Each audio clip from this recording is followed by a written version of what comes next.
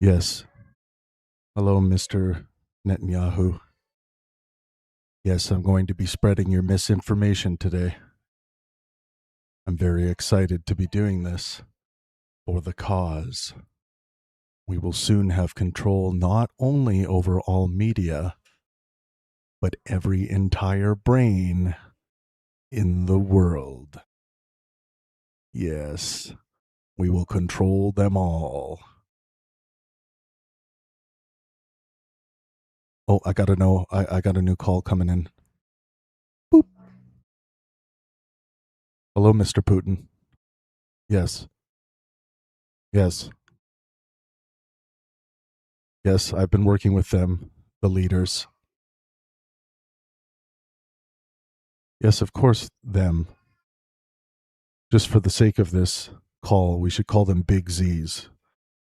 Don't use, Zionists. Don't say that. Just say Big Z. Yep. Yes, Operation Take Over All Human Brains is in full effect.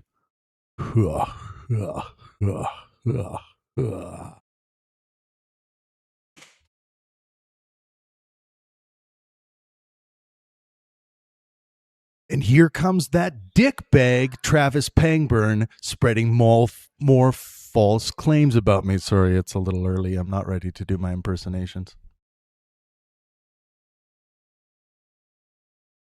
And here we are. You probably thought my hair was going to be combed, didn't you? Good morning. I thought we would stream early this morning because some of you cannot make, for different reasons, the evening streams. So here we are. Pangburn has don't at least 50. I'm going to fact check your spelling and your sentence structure there.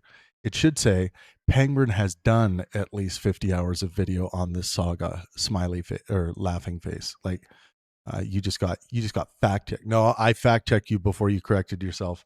That's an official fact check. You can't change it. I was right. Ha ha ha. That's what this is all about. Me being right.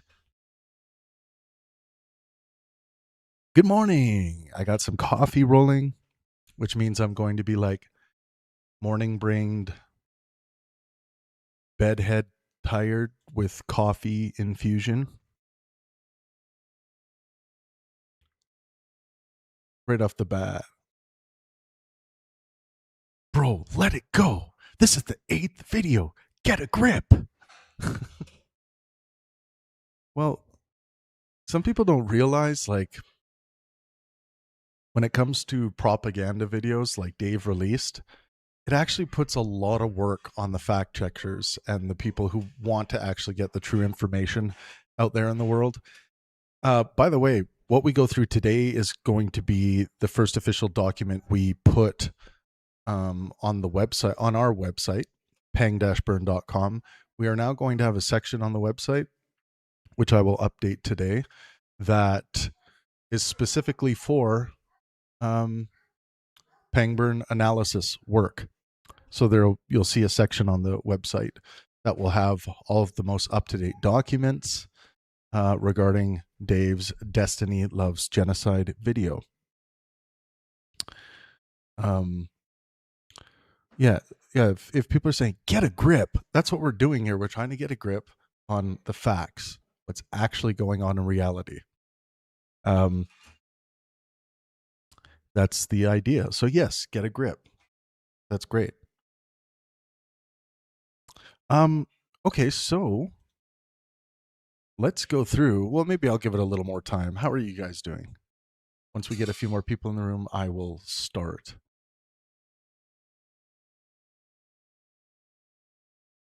Hopefully you all had a good sleep and ready to get at it.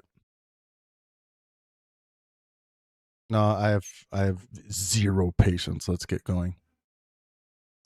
Okay, so now the first data document that was produced depicting my fact check that one is now null and void. This is the new up-to-dated version. I like how the data is more clear and laid out in this version. Not really any like massive fixes, as opposed to like making what the data is showing a little more clear and succinct. A few little updates with the data itself. But for the most part, we are moving in the direction of higher resolution as opposed to in the other direction. So, Pangburn analysis. Professor Dave's Destiny Loves Genocide. Official version 2. Forensic fact check. Speaker routing audit. Anti-Semitism analysis. Propaganda assessment. And complete transcript claim registry. So I thought it was important with this particular video to add an official anti-Semitism analysis to the data and an official propaganda assessment. So in this version, we have 85 defective clusters, 25 false, 25 unsupported, and 35 misleading or overstated. Document status, official version 2 superseding the first forensic edition. For those who are keeping score, which you all should be. There will be a test. Okay, executive assessment. Bottom line. The video contains a substantial and important factual core about mass civilian suffering, destruction, displacement, deprivation, abuse of Palestinian detainees, extremist statements by Israeli figures, and real pro-Israel political and technological influence. It is nevertheless not a reliable fact check or academically disciplined analysis. Its central method repeatedly converts a real core into an absolute claim. Some becomes all. An allegation becomes a settled fact. A relationship becomes control. A proposal becomes an accomplished takeover. And evidence of wrongdoing becomes proof of single totalizing conspiracy. Version 2 result. After a new transcript to speaker audit, the official version 2 retains 85 consolidated defective claim clusters, but corrects the broad category distribution to 25 false, 25 unsupported, and 35 misleading or materially overstated. The count is not a percentage of every sentence in the video. Repeated formulations are consolidated, and rhetorical results, predictions, moral judgments, and embedded clips are not automatically counted as Dave's factual claims.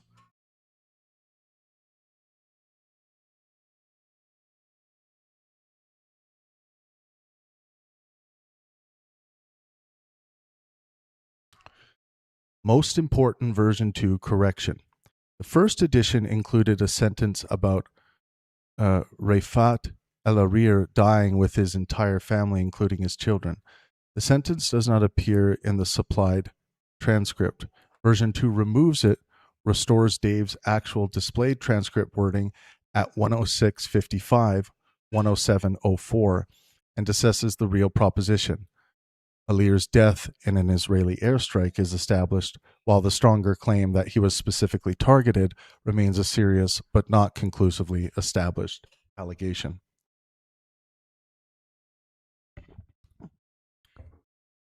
So we have a table here of finding, version 2 assessment, why it matters. Speaker attribution, substantially repaired.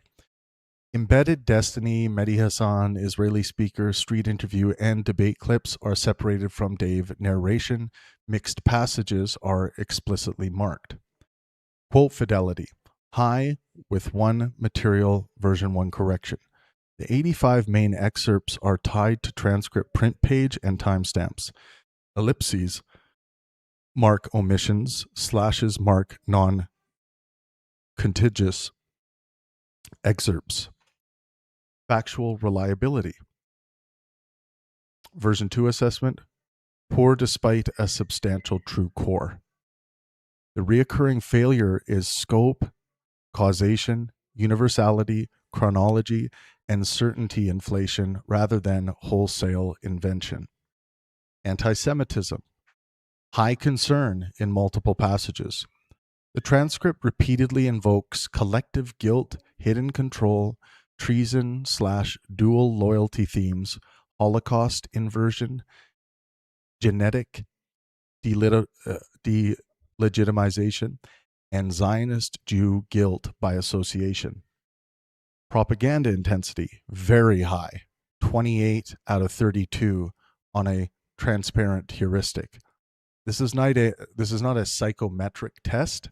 It records the density of selective framing, absolutism, demonization, conspiracy structure, and effective montage.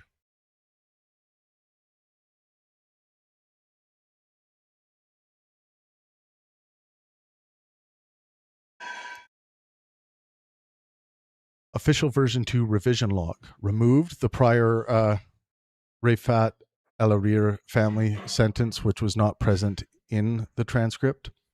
Replaced claims 69 with Dave's actual transcript passage asserting that Alir was targeted and murdered in an Israeli airstrike.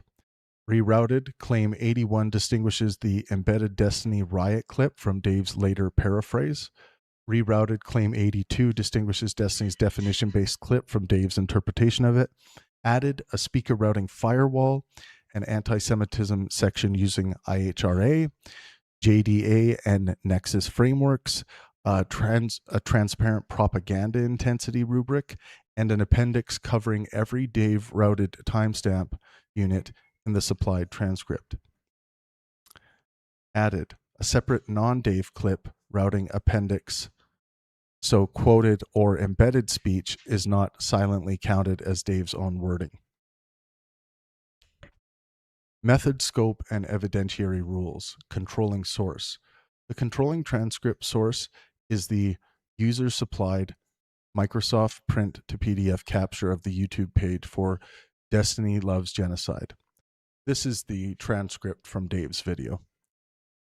Quote fidelity rule. Main ledger quotation marks indicate words visible in the displayed transcript. Typographical line breaks are normalized. An ellipses indicates omitted transcript text. A slash separates non-contiguous transcript excerpts.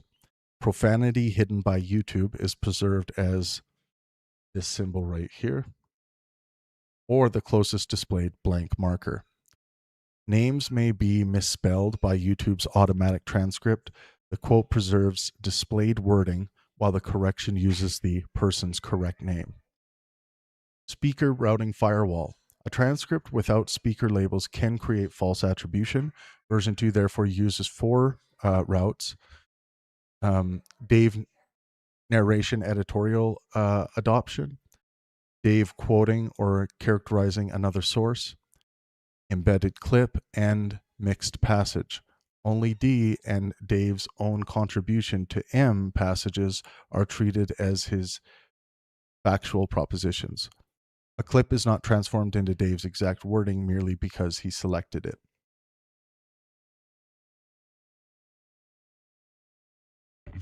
Verdicts. So we're going to look at the different verdicts that we'll come to and the standard. So false means contradicted by strong evidence, a primary record, chronology, source text, or the transcript itself. Unsupported, asserted more strongly than publicly available evidence permits. Absence of proof is not proof of impossibility. Misleading or overstated, contains a real core, but material distorts scope, certainty, context, causation, comparison, or quantification. Supported core, a proposition in the surrounding video that is materially supported and should not be erased by criticism of other claims. Not rateable, moral judgment, insult, prediction, legal conclusion not yet adjudicated, or ambiguous clip speech not safely attributable. Now, if anyone's interested in my ethical perspective on things like not rateable claims, you can check out my 18 hours of video analysis of the video that exists on the YouTube channel in the live tab. Denominator discipline. The headline number is 85 consolidated defective clusters, not 85 false statements, and not a percentage of the full running time. The full transcript registry is included to make omissions and speaker routes inspectable, but it is not used to manufacture a pseudo-precise misinformation percentage. Unitization choices can change the denominator. One sentence may contain 5 propositions, while 5 repetitions may advance only one proposition. Again, these documents will be available on the Pangburn website if you want to do a deeper dive into them or do whatever you want with them. They'll be freely available. I did create a percentage comparison document that will also be included at the end of this document so people can understand the comparisons. Substantial supported core that version 2 preserves. The destruction, displacement, and deprivation of Gaza are catastrophic and extensively documented by UN agencies and rights organizations. Coming from source 2, 3, and 4. Multiple Israeli officials, legislators, and media figures made authentic, dehumanizing, destructionist, or expulsionist statements. Source 60, 73, and 74. There is credible evidence of abuse, torture, and sexual violence against Palestinian detainees. Source 43. The 40 beheaded babies numerical claim was unsubstantiated, and Biden had not personally seen confirming photographs. Source 44. The most expansive early description of a huge Al-Shifa command center was not substantiated, although evidence supported some Hamas use of the hospital complex. Source 9 and source 10. Major rights bodies and Israeli organizations have concluded genocide or genocidal acts, even though the ICJ has not issued a final merits judgment. Source 1, 76 and 77. Palantir's Israeli Defense Ministry relationship and U.S. contracts, significant content removals, and Falconet deployment raise real civil liberties concerns. Source 54, 55, and 56. AIPAC-affiliated political spending and pro-Israel influence in U.S. elections are real and substantial, though not equivalent to total control. Source 64 and source 65. Israel is widely assessed to possess nuclear weapons while maintaining nuclear opacity and remaining outside the NPT. Source 22. Foreign accused sex offenders have, in some cases, fled to or delayed justice in Israel. That does not justify guilt by association toward Jews or Zionists generally. Source 59. Anti-Semitism in the transcript. Analytical conclusion. The transcript contains repeated rhetoric that crosses from legitimate, even extremely harsh, criticism of Israel into anti-Semitic or strongly anti-Semitic trope congruent territory. This conclusion concerns the words and argumentative structures in the video. It is not a diagnosis of Dave Farina's private mental state or an assertion that every anti-Zionist proposition is anti-Semitic. Framework triangulation. IHRA, the Jerusalem Declaration, or anti-Semitism and the Nexus document disagree at some margins but converge on several core principles. Criticism of Israel is not inherently anti-Semitic. Collective blame of Jews is. Hidden control conspiracies are.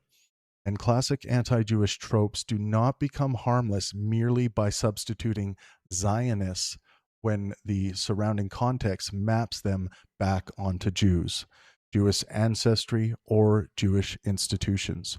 Source 68, 69, and 70.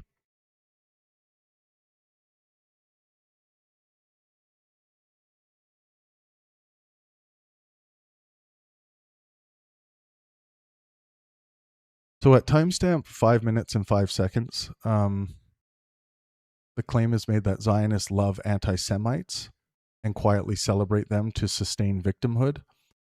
The assessment here is that overbroad collective motive claim. It may describe some tactical alliances, but generic plural attribution essentializes a political outgroup and depicts Jewish victimhood as strategic manipulation. JDA, sweeping negative generalization, nexus, trope, reinforcement. And this is in reference to anti-Semitic trope. We're in the anti-Semitism section here. 1721 timestamp. They are the chosen people, so they can do whatever they want, and the citizenry believes it is superior.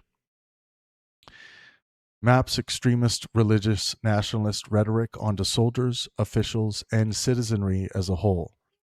JDA guideline against essentializing populations. That's the and we do have in this table, by the way, we have timestamps, transcript, passage, and theme, assessment, framework, relevance. 1830. This is Israel. This is the whole bleepin' country. The assessment, explicit collective attribution from selected clips to an entire country containing diverse Jewish and Arab populations. Collective guilt / population essentialization. 3709. Zionist Jews are going to put people in concentration camps. The policy allegation may be criticized in the strongest terms, but the ethnic religious modifier extends culpability beyond named officials and institutions.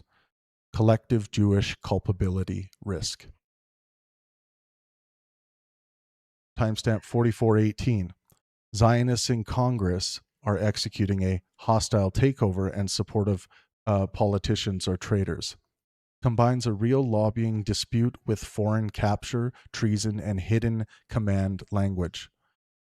Nexus, government control and divided loyalty tropes. 4741. A Zionist billionaire bought TikTok so the Zionist lobby could suppress Palestine content. Factually wrong ownership framing used to tell a centralized control story. Nexus and JDA, hidden media control. 5916. Israel has their hands in absolutely all of this, all of it. There is not a single nook or cranny. Totalizing causal conspiracy. One state ideology is made the hidden hand behind a broad American authoritarian program. Nexus, malign hidden hand / world conspiracy structure. 11155. It's not Jews wholesale, it's Israel, it's Zionists, followed by the vast majority of mainstream media outlets are controlled by Zionists. The disclaimer does not cure the classic media control structure, especially when later passages identify Jewish owners and editors as proof. JDA Nexus, control of media and institutions. 1958. Zionism is anti-Semitism and is responsible for the lion's share of global anti-Semitism. Collapses distinct concepts and shifts major causal responsibility for anti-Jewish hatred from anti-Semites to Zionists / Israel. Historical and causal distortion. Victim blaming risk. 12046. Zionism is Nazism. They are indistinguishable. An absolute Nazi equivalence erases major historical and ideological distinctions and functions as Holocaust inversion. IHRA examples concerning Nazi comparisons. JDA requires context but does not immunize sweeping equivalence. 12153. Ashkenazi and Sephardic Jews are, quote, European, not Semites. Ancestry testing is restricted to hide that Jews are not Middle Eastern. Uses genetic essentialism and a concealment theory to delegitimize Jews collectively. Population genetics shows mixed Levantine, Middle Eastern, and European ancestry. Radicalization, biological essentialism, and conspiracy. Source 24, 25, and 26. 13436. Sexual predation is rhetorically linked to support for Israel, including especially Zionist Jews, of course. Guilt by association and identity-linked insinuation unsupported by evidence about the named person or Jews, Zionists generally. Collective culpability and sexual deviance associations. So that goes through the anti-Semitic issues in the transcript.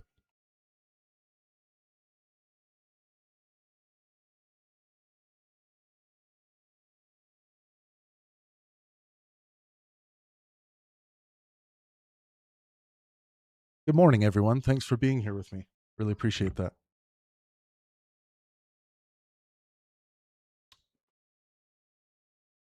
What is not inherently anti-Semitic? Calling Israeli conduct genocide, apartheid, occupation, ethnic cleansing, or war crimes when argued from evidence and law. Opposing Zionism, a Jewish state, settlement expansion, military aid, the blockade, or specific Israeli institutions. Documenting extremist or genocidal statements by Israeli officials, soldiers, journalists, or citizens. Criticizing the misuse of anti-Semitism accusations to suppress legitimate advocacy. Arguing that Palestinians have rights to equality, return, statehood, safety, or self-determination. The problem is not intensity of criticism by itself. It is the transition from institutions and named actors to whole populations, from influence to secret control, from disputed policy to treason, from historical argument to genetic delegitimization, and from responsibility for Israeli policy to responsibility for anti-Semitic attacks committed by others. Now let's get into the propaganda level. Definition: propaganda is not synonymous with everything false. It can be built from true photographs, authentic quotations, and genuine suffering while using selection, omission, repetition, emotional loading, and certainty management to direct an audience toward a predetermined conclusion. Cambridge defines it as information or ideas spreading to influence opinion, often by withholding facts or emphasizing only one side. Scholarship and museum resources likewise emphasize persuasion, stereotyping, emotional mobilization, and control of context. Source 71 and 72. Pangburn Propaganda Intensity Index. The following is a transparent editorial heuristic, not a validated psychological instrument. Each dimension is scored 0, absent, to 4, pervasive, severe. The result describes the video's method, not the truth or falsity of every underlying image or humanitarian claim. So as you can see in this table, we only see 3s and 4s, which were, 4 meaning pervasive / severe. So in this table, we have dimension, score, evidence in transcript, and reasoning. Factual distortion, 3 out of 4.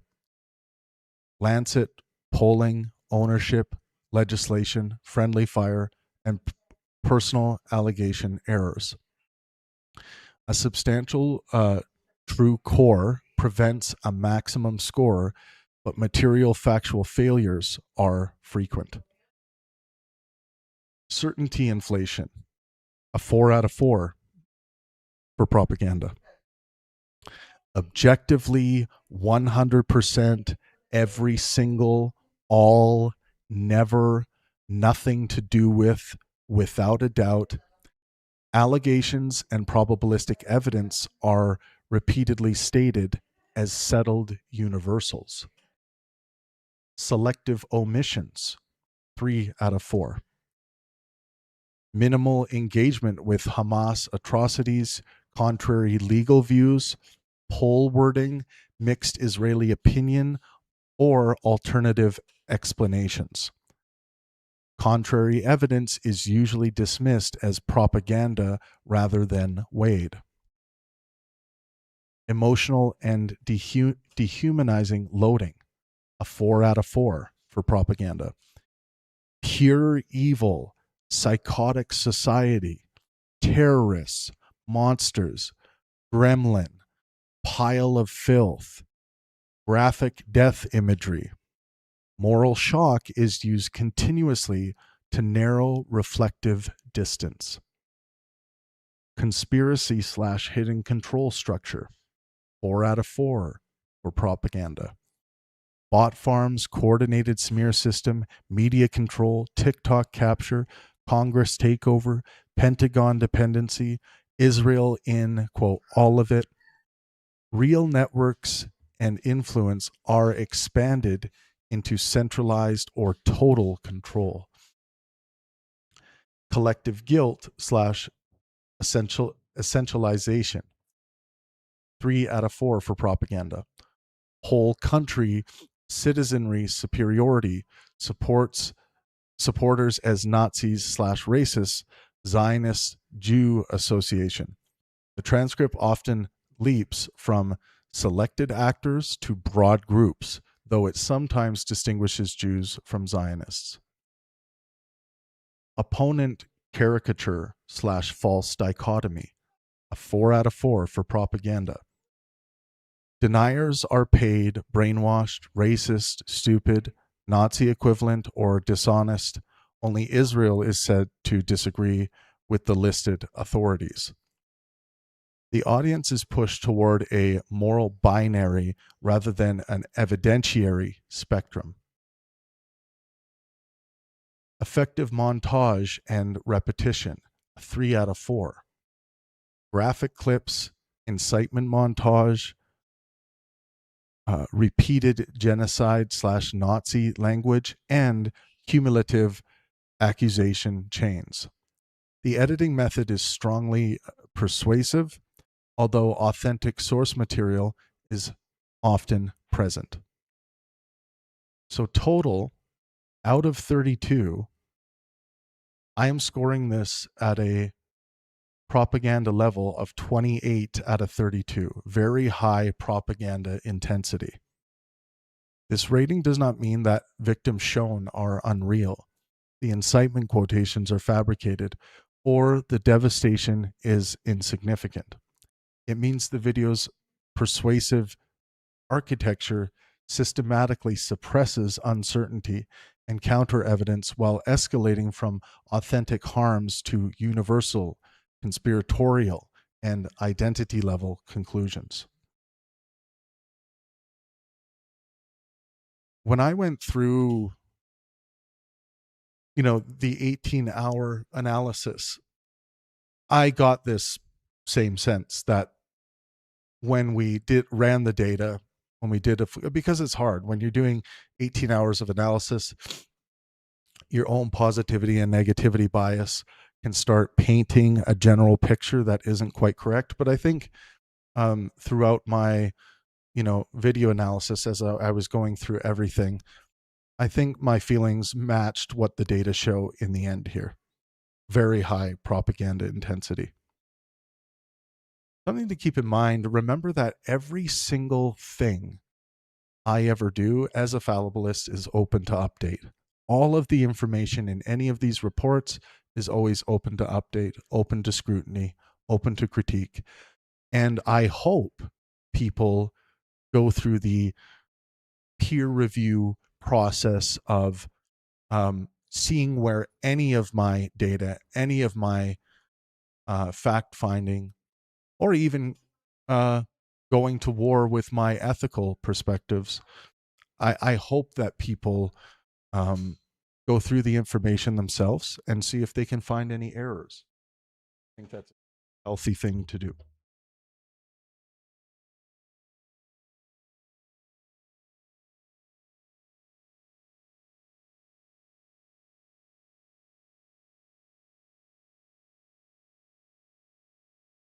Good morning, everybody.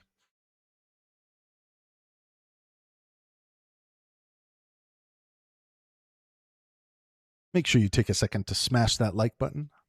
Really appreciate it.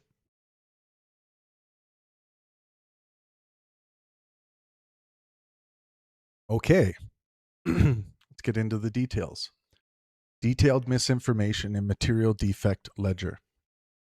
The following 85 entries are the consolidated defects identified in the supplied transcript.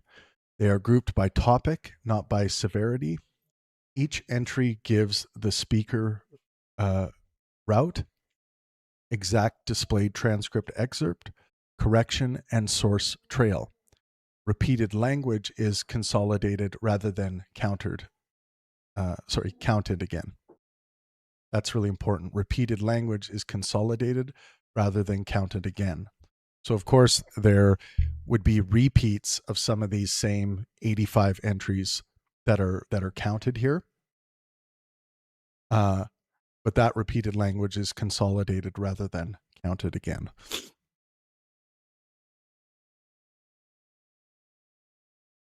Let's look at opening claims, October 7th, and hospitals. You should be able to see clearly on the screen. I can go there. Good.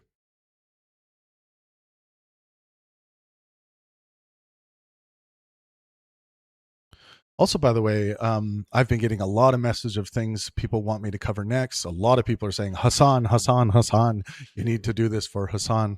So I'll take a look at Hassan's work. I honestly am probably maybe the one person on this planet that doesn't know Hassan's work well. I've seen clips and different things of Hassan, but so this would be an opportunity for me to dive a bit into Hassan's work and do some analysis. Also, Russia-Ukraine war has been a big request from people. So, but if you have any other things specifically, you can hit me up on Discord, or you can email me at travis@pang-burn.com.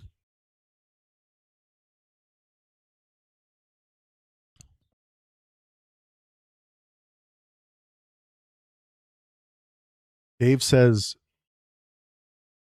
yes, he is literally calling me a Nazi. The excerpt shown criticizes rhetoric as resembling neo-Nazi themes. It does not simply or literally say Dave is a Nazi. FARINA converted an analogy diagnosis or rhetoric into a direct identity claim. The correction is based on internal comparison shown in the transcript, the absence of primary proof in the video, or the proposition's universal causal structure. And of course, this was in relation to Dave's reaction to Destiny's critique. When Destiny was reading something Dave had written, Destiny made a specific critique that what Dave was saying was, to paraphrase, Nazi-like. But that's different than calling Dave a Nazi. Or as Dave said, yes, he is literally calling me a Nazi.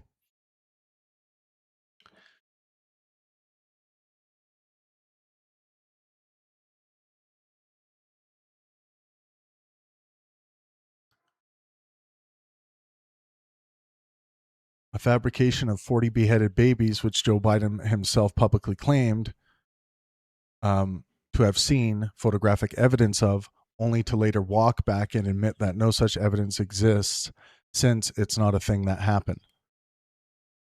The specific viral claim that 40 babies were beheaded was unsubstantiated, and the White House clarified that Biden had not personally seen such photographs. But, quote, no such evidence exists since it's not a thing that happened, overcorrects. Children and infants were killed, and the record does not establish that the Israeli state deliberately fabricated the exact rumor. So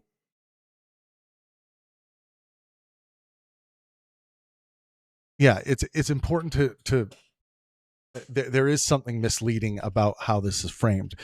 The testimonial evidence in academia is still considered evidence. So even if it's bad evidence, right? So to say that no such evidence exists is kind of an anti-academic framing of what's being said. Testimonial evidence is still evidence. What Dave should say in cases like this is that,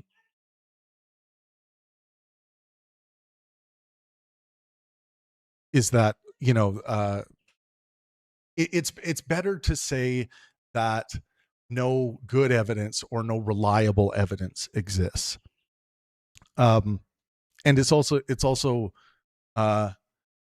I wouldn't say exists either, and this is me kind of quibbling with the statement itself. I would more say no credible evidence has been demonstrated. The reason why I'm quibbling with this is because it's more absolute. Like, no such evidence exists is different than saying no such reliable evidence has been demonstrated. You know, then you're not making an absolute claim relating to existence. But it is true that Biden had lied or, you know, misled the public that he had actually seen photographic evidence of this, and then that was walked back. So that part is a good critique.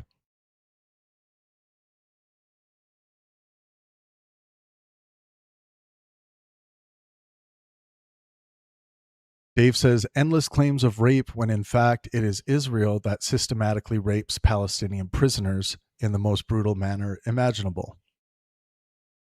Credible investigations found reasonable grounds to believe that Hamas and other armed group members committed sexual violence on October 7th.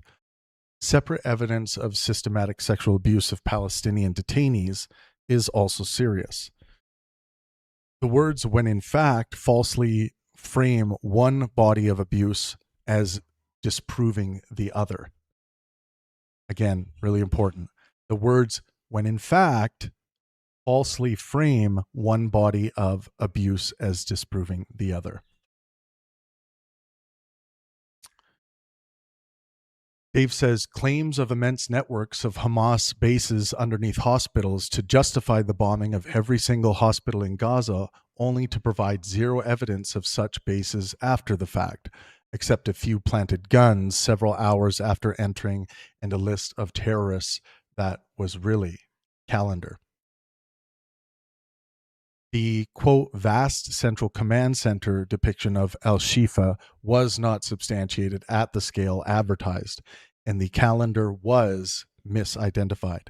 But, quote, zero evidence is false. U.S. intelligence and reporting supported some militant use of Al-Shifa, including command infrastructure, weapons, and hostages.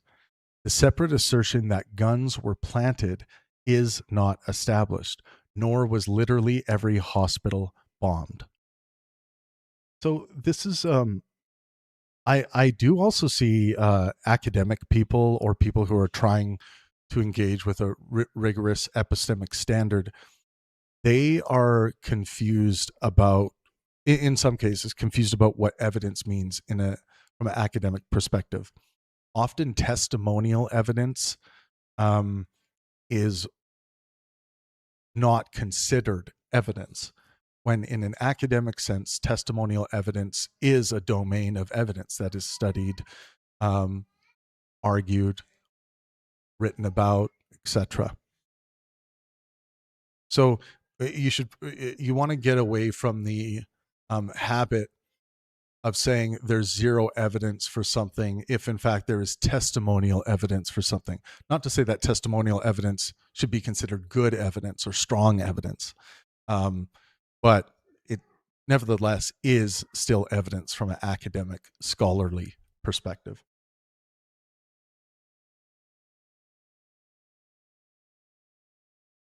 Dave says, for a totally pre-planned campaign of ethnic cleansing and land theft. There's substantial evidence of forcible displacement, annexationist proposals, and land seizure. Quote, totally pre-planned, however, asserts a comprehensive pre-October 7th plan and singular campaign purpose that the video does not establish. Dave says, influencers were being paid to disseminate the narratives that the state had settled on each day. Israeli state-linked influence campaigns and paid advocacy are documented. The claim goes further by asserting a single daily narrative and a fully demonstrated chain of command for all referenced influencers. That stronger mechanism was not shown. Dave says the wrong people noticed, so they dogpiled on me and got my account suspended. Without X's enforcement record, coordinated reporting cannot be stated as the proven case of the suspension. Posts, reports, automated enforcement, and platform policy could all have contributed. Also, just to add to that, like I did some investigating, and there are, because I was interested in what are the plausible reasons as to why Dave was removed from X. Seems like anti-Semitism, anti-Semitic remarks is probably one of the most plausible reasons as to why Dave was removed. I also saw some tweets where Dave was like, I think this person deserved to be punched in the face, and some of this other things that might have been violations of X's policies. So just to add to what I have found in my own research as some plausible reasons as to why Dave was suspended. Dave says, Zionists love anti-Semites. There are documented tactical alliances between some pro-Israel actors and anti-Semitic or far-right political figures. That does not justify a generic plural claim about Zionists as a class.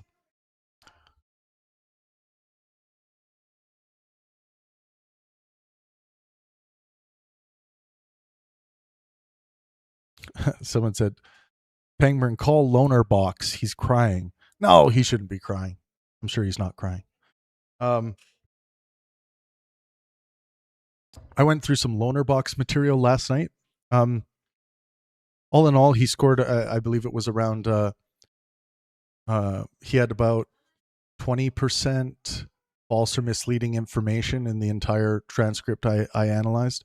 We want to get that down to, well, everyone wants to be perfect, but we want to get that down to 15% or under. And I gave some advice as to how that, how that number can improve. But all in all, pretty coherent, for the most part, well done fact checking by Loner Box. Some reasoning errors there that I identified last night, but all in all, the least of my worries. Dave says thousands, I'm not joking, literally bleep thousands of these for weeks. These came from bot farms that Israel employs to shift the narrative on every platform they can. Israel and Israeli-linked actors have used coordinated influence operations. The origin of the particular YouTube comments, their number, and their connection to an Israeli bot farm were not demonstrated.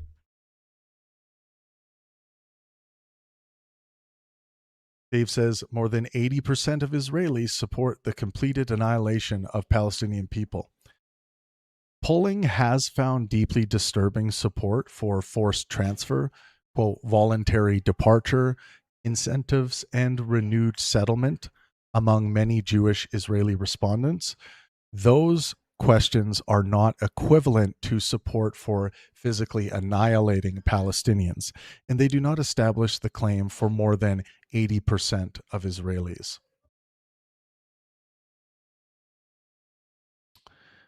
Dave says Israeli officials, legislators, military personnel, decision makers, they all state this openly. The desire to completely wipe out the Palestinian population. Many authentic statements by officials and public figures are dehumanizing, expulsionist, or destructionist, and are relevant to legal analysis of intent. They all is a false universal. Israeli officials, legislators, soldiers, and decision makers do not share one stated position. Dave says, here's Israeli Minister for Social Equality announcing how proud she is of the ruins of Gaza and that every baby 80 years from now will tell their grandchildren that the Jews did what the Jews did. They take pride in the complete annihilation of a people. May Golan really said she was, quote, personally proud of the ruins of Gaza and that future babies would tell descendants that, quote, the Jews of what the Jews did. The statement is authentic and highly inflammatory. The misinformation is the narration's leap from one minister's words to the collective claim that they take pride in the, quote, complete annihilation of a people. Golan's quotation itself does not say complete annihilation or establish a uniform national position.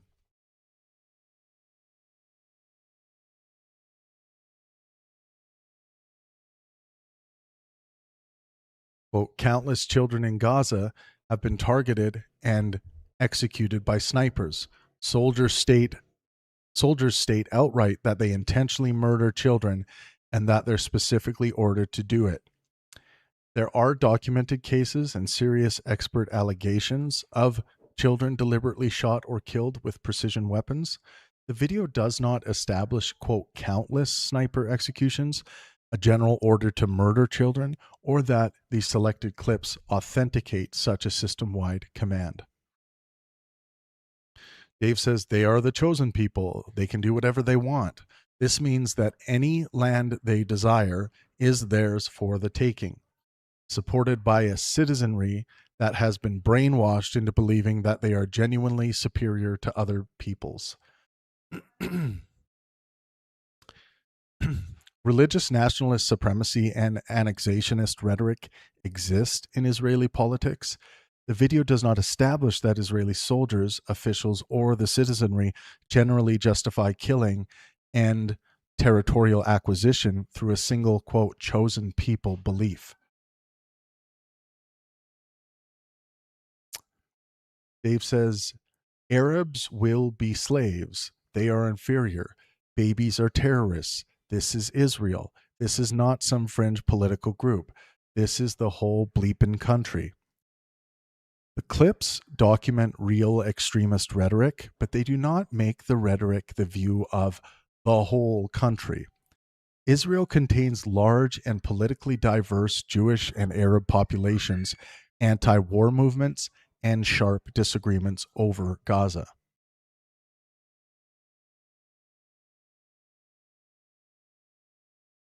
Dave says, it is the first genocide in history that has been broadcast globally in real time on a daily basis. The Gaza war is extraordinarily documented in real time. Quote, first genocide in history is not established and depends on a contested legal classification and an undefined media threshold. Atrocities in Bosnia, Rwanda, Darfur, and Myanmar were also broadcast or digitally documented while occurring. So this does show kind of a lack of awareness of Bosnia, Rwanda, Darfur, and Myanmar.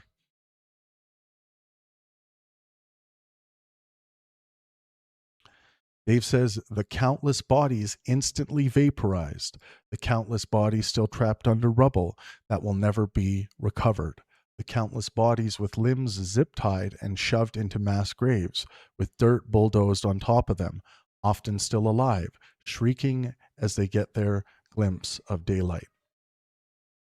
Many people remain missing under rubble. Some remains may have been fragmented or burned beyond recovery, and mass graves with some bound bodies raised grave concerns. The video supplies no forensic basis for, quote, countless vaporized bodies or for saying people were, quote, often buried alive while shrieking. Those allegations require investigation, not narration as established fact.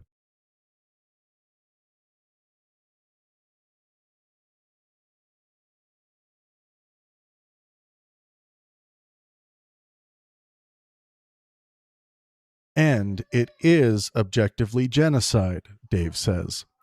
A substantial and increasingly authoritative body of legal, human rights, and scholarly opinion concludes that genocide or genocidal acts have occurred. The ICJ has not yet issued a final merits judgment. The academically precise formulation is that genocide is a strongly supported legal conclusion, not a final, uncontested judicial fact.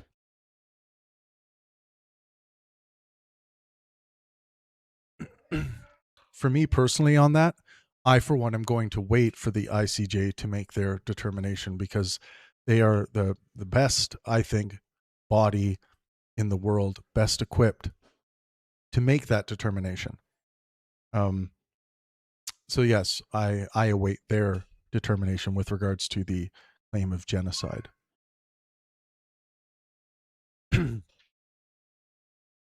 Dave says every single human rights organization in the entire world has labeled this a genocide. Many major organizations have used genocide or acts of genocide findings.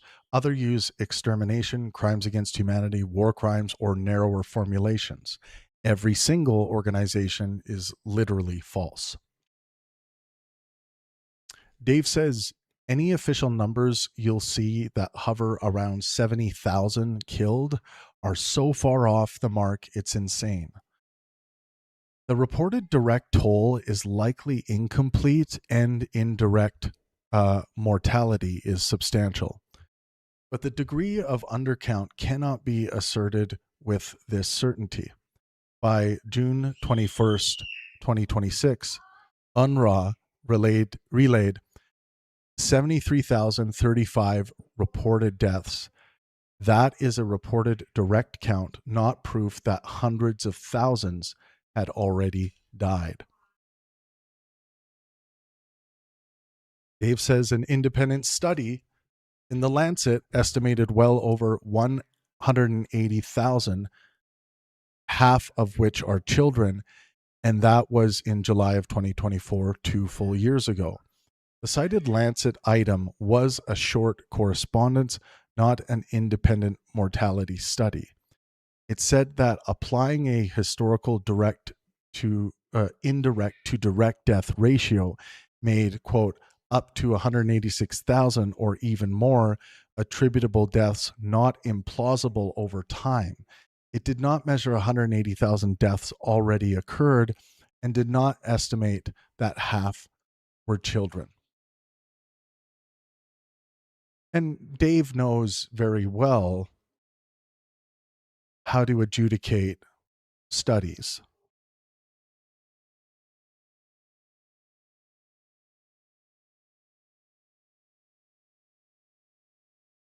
Dave says Israel hasn't stopped bombing Gaza for a single day since July 2024, ceasefire or not.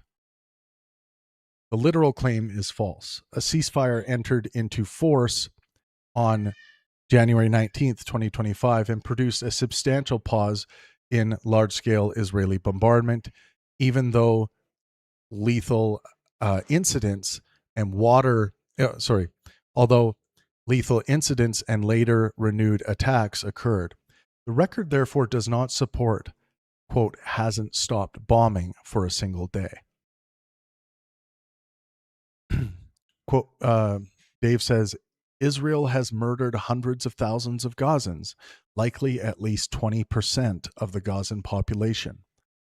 No reliable demographic study establishes that roughly 1/5 of Gaza's population had already died by the video date, the Dave's video date.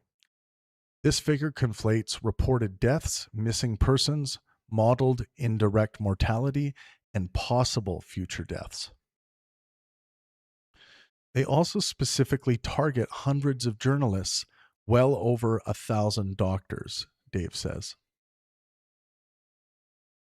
Hundreds of journalists and media workers have been killed, and CPJ has documented many apparent targeted killings. That does not prove that every or, quote, hundreds were selected because of journalism. UN figures for, quote, health workers include nurses, paramedics, technicians, and others. They cannot be relabeled as more than 1,000 verified doctors. Dave says the continued use of white phosphorus and other illegal weapons. White phosphorus is not categorically an illegal weapon. Particular use can violate distinction, precautions, proportionality, or incendiary weapons rules, especially airbursts over populated areas. Human Rights Watch documented uses it considered unlawful or dangerously indiscriminate. Francesca Albanese of the UN Refugee Agency published a report. Francesca Albanese is the UN Special Rapporteur on the situation of human rights in the Palestinian territory occupied since 1967, an independent expert mandate. She is not an official of the, quote, UN Refugee Agency and did not head UNRWA or UNHCR.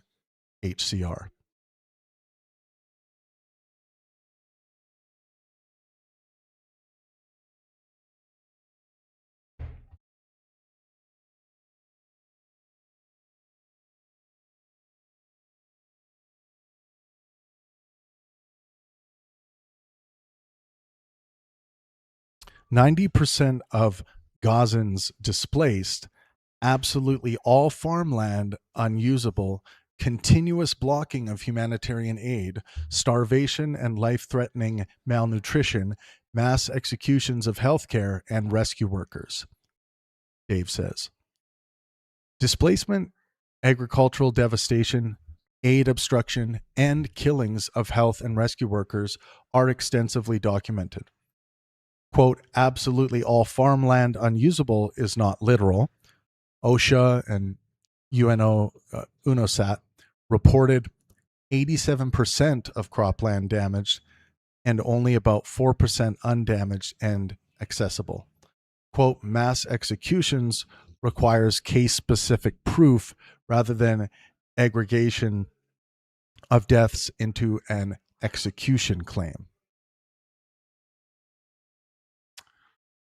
Quote by Dave, more than 78% of Gazan infrastructure has been demolished by relentless carpet bombing. UN data reported about 81% of structures damaged or destroyed, not demolished. Housing, roads, utilities, schools, and other categories use different denominators. Quote, carpet bombing is also a technical characterization not established by the percentage alone.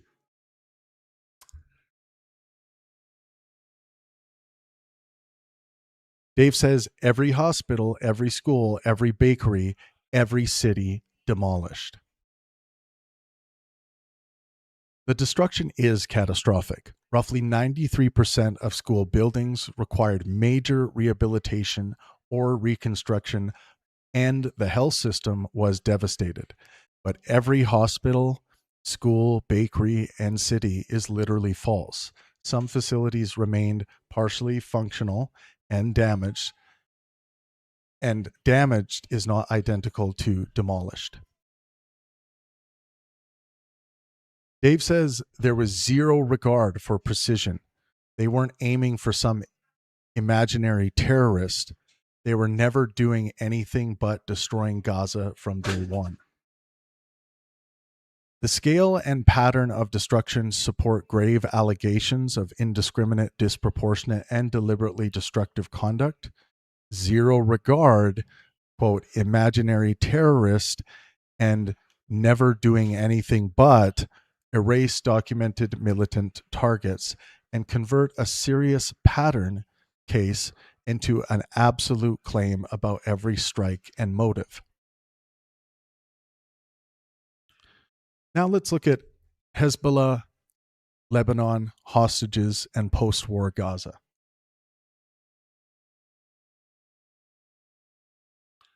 Dave says this has nothing to do with Hezbollah, whose label of terrorist organization is laughable to begin with. Hezbollah and any other group that is labeled terrorists by Israel are simply people desperately defending themselves against Israeli terrorism. Hezbollah formed as a direct response to the Sabra and Shatila massacres, for example. Hezbollah arose amid Israel's 1982 invasion and occupation with decisive Iranian Revolutionary Guard support. It has a long-armed political and transnational record, including attacks on civilians and foreign targets and intervention in Syria. It cannot be reduced to, quote, simply defensive resistance, and its terrorism designation is made by multiple governments, not only Israel. Dave says this level of destruction has nothing to do with Hezbollah. A huge chunk of Lebanon is Israel now. They will build, settlers will come, and that's the end of it. Israeli forces occupied and retained positions inside southern Lebanon, and an annexationist rhetoric exists. That does not make the land legally Israel, prove that the campaign had nothing to do with Hezbollah, or establish that civilian settlements would be built as a settled outcome. Dave says it was never about terrorists or protecting Israel or getting back hostages or anything of the sort. Not for a single second was it ever about any of those things. Israeli officials didn't give two shits about hostages.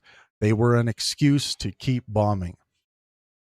Israeli policy can be criticized for sacrificing hostages' welfare, prolonging war, or prioritizing other objectives, but not for a single second and an excuse claim complete access to all decision makers' motives and contradict real hostage negotiations, exchanges, rescue operations, and domestic political conflict over hostage return.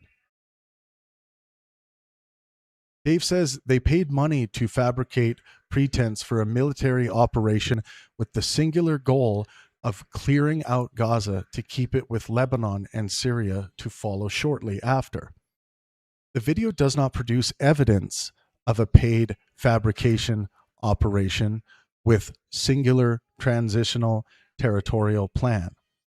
Annexationist ambitions and territorial occupations are real concerns. The specific coordinated master plan is not established. Dave says an American military base is being built within the territory. A February 2026 report based on contracting records described plans for a large multinational force base inside southern Gaza. By June, reporting on construction placed a U.S.-linked facility on the Israeli side of the border near Re'im. The categorical present tense statement that a base, quote, is being built within, end quote, Gaza was therefore not securely established as of the video date, Dave's video, although a serious Gaza-based plan has been reported.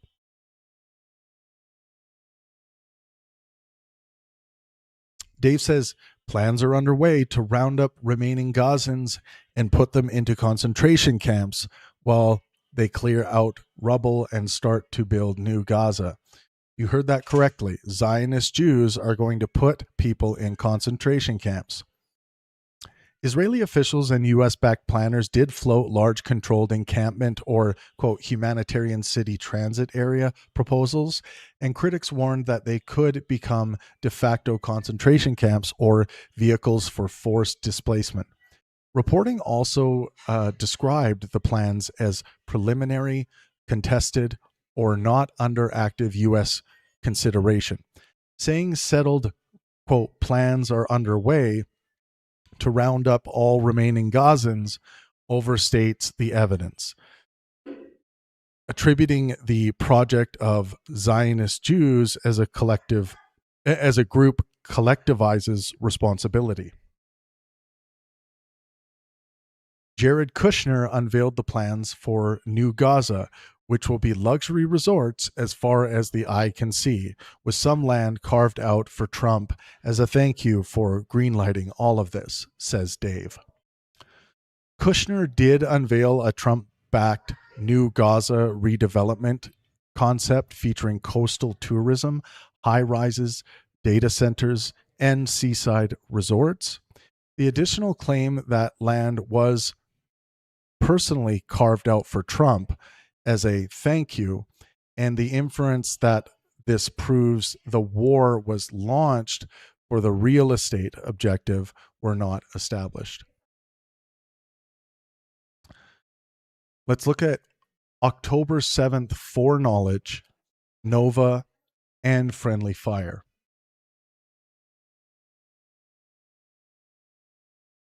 Dave says Israel almost certainly knew that what was going to happen, and they did nothing to stop it. There is strong evidence of intelligence, preparedness, and command failures, ignored warnings, and flawed assumptions. That does not establish foreknowledge of the attack plan, plus a deliberate decision to allow it.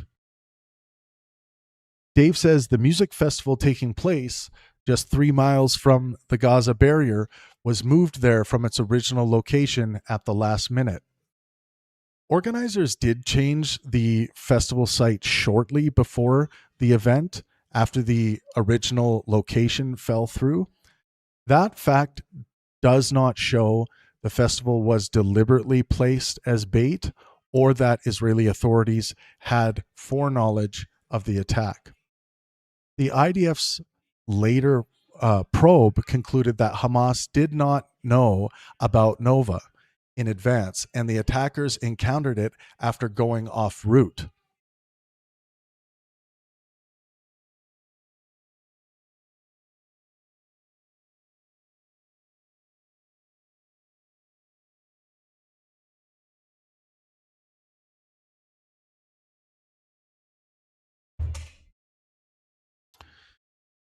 Israeli soldiers were even ordered to cancel all patrols along the Gazan border on the morning of October 7th with no justification given, says Dave.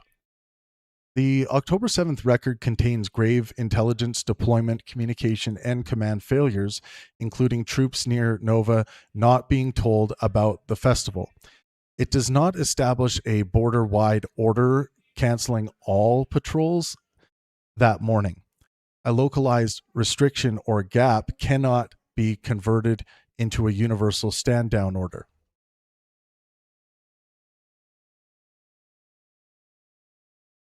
Dave says hundreds of the civilian casualties were the fault of Israel due to both friendly fire as well as the Hannibal Directive, which involves killing their own citizens on purpose to prevent their captivity. Israel friendly fire and risk accepting Hannibal type decisions did kill some Israelis. The UN Commission could not confirm helicopter fire on civilians at Nova and verified likely Hannibal applications in at least 2 other cases, causing up to 14 civilian deaths. That does not support, quote, hundreds or a blanket directive to intentionally kill Israeli citizens.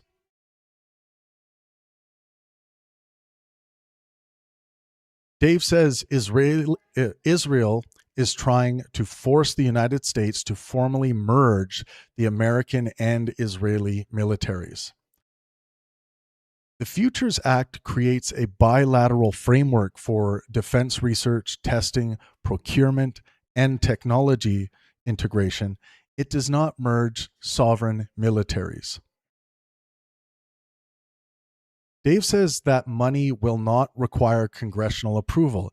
It's just part of the federal budget that the executive branch can arbitrarily provide at any time and in any amount. Federal spending remains subject to statutory authorization, appropriations, and fiscal law. The bill does not grant the executive unlimited authority to provide Israel money, quote, at any time and in any moment.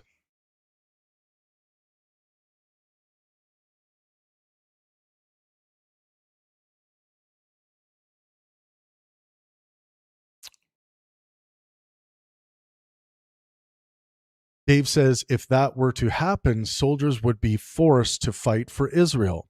That would mean that young Americans could be drafted against their will. The bill contains no authority to draft Americans into Israeli wars or place U.S. service members under a general obligation to fight for Israel. Dave says make the Pentagon totally dependent on Israel. No American intelligence could be withheld from Israel. Any attempt to defy Israel's wishes by any future president could be regarded as a military coup. The bill promotes interoperability. Interoperability.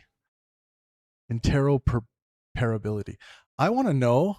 I got to take a second here. This word, I'm not familiar with this word. I would like to understand the pronunciation. Interoperability. Interoperability. Okay. Great.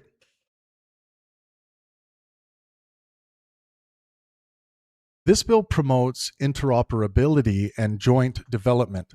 It does not transfer command, guarantee Israel all U.S. intelligence, eliminate presidential authority, or convert policy disagreement into a coup. Where did that go?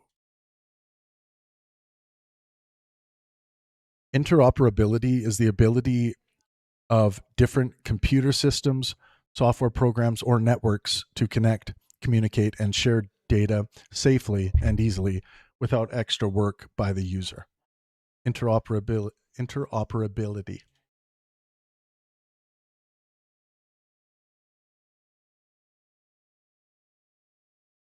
Okay. Dave says this is a hostile takeover of the American government by a foreign entity. This is Netanyahu trying to place himself formally in charge of aspects of the American government. Every politician supporting this motion is guilty of treason.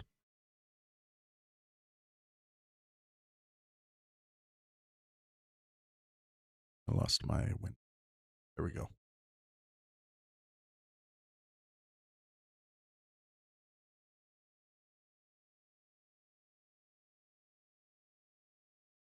This is a conspiratorial explanation, this is a conspiratorial extrapolation from a real defense cooperation bill.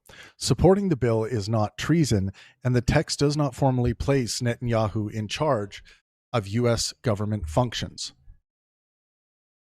Dave says it is common knowledge that Gaza is a testing ground for experimental weapons.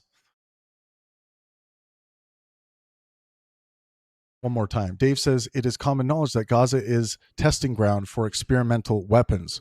New weapons are routinely tested on Palestinian guinea pigs. Israel has developed and field tested military systems during conflicts, and companies market, quote, battle-proven technology,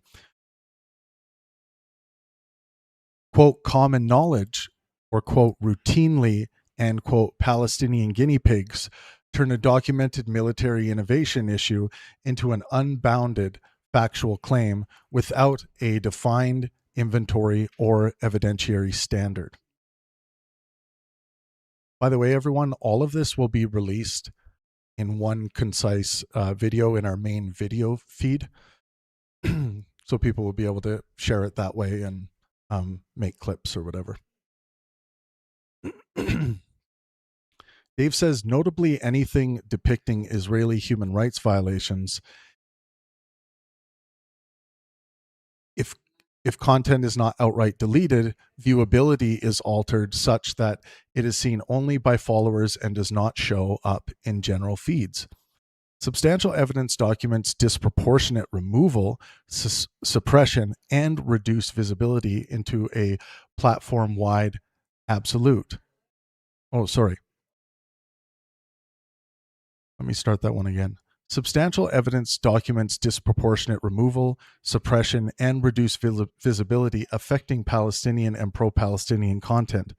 The visible transcript passage nevertheless turns that documented pattern into a platform-wide absolute. Quote, anything depicting Israeli abuses is supposedly removed or hidden from general feeds. That cited evidence does not establish that universal rule or every such post or account. The cited evidence does not establish that universal rule for every such post or account. Dave says Meta complied with 94% of takedown requests issued by Israel since October 7th. That same year, The Intercept reported that YouTube removed 700 videos published by official Palestinian human rights organizations. That's what Dave says. The 94% meta figure was credibly reported from leaked internal data, but it was not a public independent audit and does not itself establish the merits of each request. The 700 plus YouTube removals were real. YouTube said it deleted the channels because of US sanctions on the organizations, not because of direct Israeli takedown requests. Combining the two facts implies a single causal mechanism the evidence does not establish. Dave says Zionist billionaire Larry Ellison, who purchased TikTok in January of this year. TikTok's U.S. operation was placed in a multi-investor joint venture. Oracle, Silver Lake, and MGX each held major stakes. ByteDance retained 19.9%. Ellison did not personally purchase TikTok.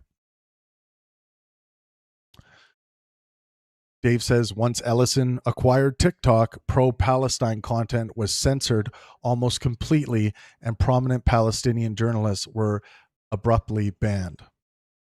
The ownership premise is false, and the video provides no systematic before and after content data set establishing near total censorship caused by Ellison. Individual bans or moderation controversies do not prove the sweeping causal claim.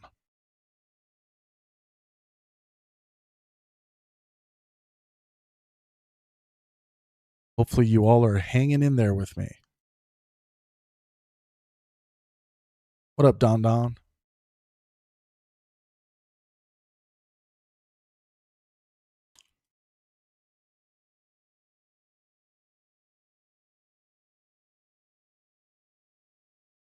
Dave says a foreign company has unlimited access not only to private data of American citizens, but also the details of how American law enforcement surveils its population. Mass warrantless cellular tracking without consent and with zero transparency. FalcoNet systems and Israeli-made cell site simulators deployed by U.S. police and capable of forcing nearby phones, including uninvolved bystanders' devices, to connect. Reporting says retention periods and later access depend on police policies and are often opaque. No evidence establishes that the Israeli company or Israeli state automatically has, quote, unlimited access to all collected American data. Dave says unmanned cranes with machine guns are being used to murder Gazans. These cranes fire randomly and continuously at tents and exposed neighborhoods. The elevated crane mounted weapons and at least one shooting are well supported. UNICEF reported a 12-year-old girl shot in the chest in her tent by a crane mounted gun. By the way, just for the record, I currently believe that 12-year-old girl did survive. Claims that the cranes fire, quote, randomly and continuously across neighborhoods derive from advocacy and witness reporting rather than an independently established system-wide firing policy, while, quote, used to murder Gazans states intent as a proven fact. Dave says anyone who criticizes Israel is being monitored by the FBI. The government has, in brackets, broad powers to prosecute almost anyone who's under terrorism changes simply for doing routine journalism or peacefully protesting. Surveillance and civil liberties concerns are real, but the FBI does not monitor literally everyone who criticizes Israel. And peaceful criticism or routine journalism is not itself criminalized by NSPM 7. The memorandum targets alleged organized political violence and related networks, though its breadth may invite abuse. Dave says 8 anti-ICE protesters were recently each sentenced to 30 to 100 years in prison. One of them wasn't even at the bleep protest. He just moved a box of pamphlets. 8 defendants did receive extremely long sentences, but the prosecutions involve findings or allegations of rioting, firearms, explosives, attempted murder, material support, conspiracy, and evidence concealment. The absent defendant's box moving was treated as concealment/logistical participation in the conspiracy, not merely moving harmless pamphlets. Dave says NSPM 7 officially directs federal agencies to aggressively investigate and disrupt groups and individuals that they decide are linked to political violence. What are the targets? Anti-Americanism, anti-capitalism, anti-Christianity, extremism on migration, race, and gender, opposition to traditional American views on family, religion, and morality. This is the complete dismantling of free speech. The memorandum does list ideological, quote, common threads said to animate violent conduct, a formulation that raises serious civil liberties concerns. It does not make anti-capitalism, criticism of Christianity, progressive gender views, or immigration advocacy crimes in themselves. The video converts risk indicators and investigatory policy into direct criminalization of beliefs.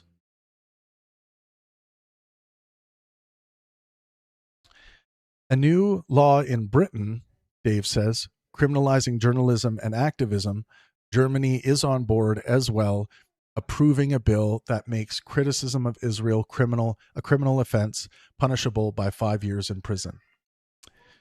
The German proposal concerned public denial of Israel's right to exist or calls for abolition in a blanket 5-year ban on let me start that one again. The German proposal concerned public denial of Israel's right to exist or calls for its abolition in circumstances capable of promoting anti-Semitic violence, not ordinary criticism of Israel policy. It was a legislative proposal, not a blanket 5-year ban on criticism. UK counter-terror measures raise real press and protest concerns, but, quote, criminalizing journalism and activism as such is likewise overboard. Dave says they will send ICE agents or drones to murder people in broad daylight. Sympathy for the victims of Israeli terrorism are now terrorists, according to the state.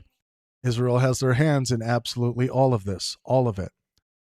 This is a prediction and conspiracy assertion, not an established fact.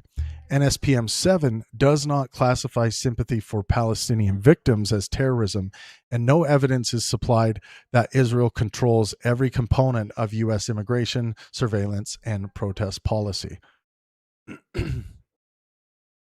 Dave says Israel can and would commit a terrorist attack on on American soil, blame it on Arabs, / sink an American ship, blame it on Egypt, and lure America into war on their behalf.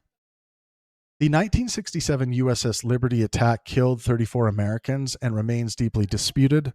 Survivors and some officials argue it was deliberate. Official U.S. and Israeli conclusions attributed it to mistaken identification. No authoritative investigation established the specific false flag plan described here as fact. So we're at number 60. We, of course, are going up to 85. So we got about 25 left. Thank you for being patient, everyone. Good morning. Dave says hundreds of European activists were detained, beaten, tortured, and raped. Detention and credible allegations of physical mistreatment can be reported separately. The sentence grammatically attributes detention, beating, torture, and rape across, quote, hundreds without establishing that hundreds experienced each abuse. Rape allegations require specific, independently verified evidence.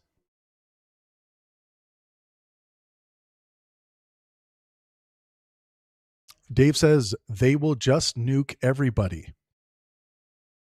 The Samson option is generally discussed as last resort massive retaliation against enemy states in an existential defeat scenario, not a documented plan to indiscriminately exterminate everyone on Earth. Dave says they refuse to sign the Nuclear Non-Proliferation Treaty, which means they aren't obligated to be inspected for nukes, which means they absolutely have nukes. Israel is overwhelmingly assessed to possess nuclear weapons and maintains opacity outside the NPT, but non-membership and limited inspections do not logically prove possession. The conclusion is strongly supported by other evidence, not by this syllogism. Let's move on to claims about destiny, media ownership, and political control. Dave says, right out of his mouth, he is pro-genocide. He supports the genocide of Palestinians in Gaza. He thinks they should either be killed or removed. Ethnic cleansing is super awesome, according to Destiny. The underlying, quote, I'm pro-genocide quotation is real and morally reckless, followed by support for Palestinians leaving and Israel fixing borders. FARINA then converts that clip into a complete current position that Palestinians should be, quote, killed or removed. The strongest conclusion requires the full conversation, date, and later clarifications, not an expanded paraphrase. Dave says, if you didn't know that IOF soldiers do this all the time, now you know. There is a documented pattern of soldiers filming themselves rummaging through Palestinian homes and handling or wearing women's intimate clothing. Quote, all the time is an imprecise frequency claim, not a measured statistic. Dave says, what was very clear, an Israel-funded propaganda trip. Meetings with Israeli officials, access to sites, or participation in an organized itinerary do not prove Israeli payment. The video supplies no invoice, sponsorship, disclosure, contract or financial record establishing state funding. This is with regards to Destiny's trip to Israel, where he had a lot of recorded conversations. Dave says what was very clearly an Israel funded propaganda trip.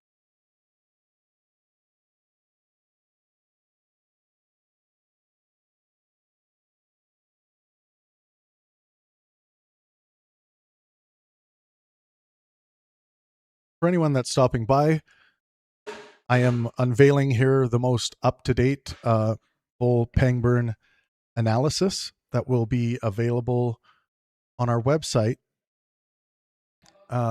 today at some point.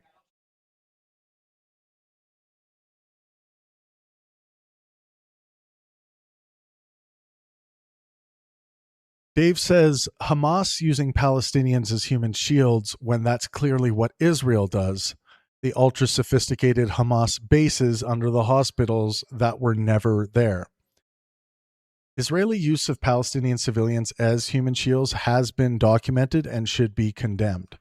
That does not erase evidence of Hamas embedding military activity in civilian environments or some militant use of hospitals. Quote, never there is contradicted by the El Shifa evidence, even though the vast headquarters depiction was overstated.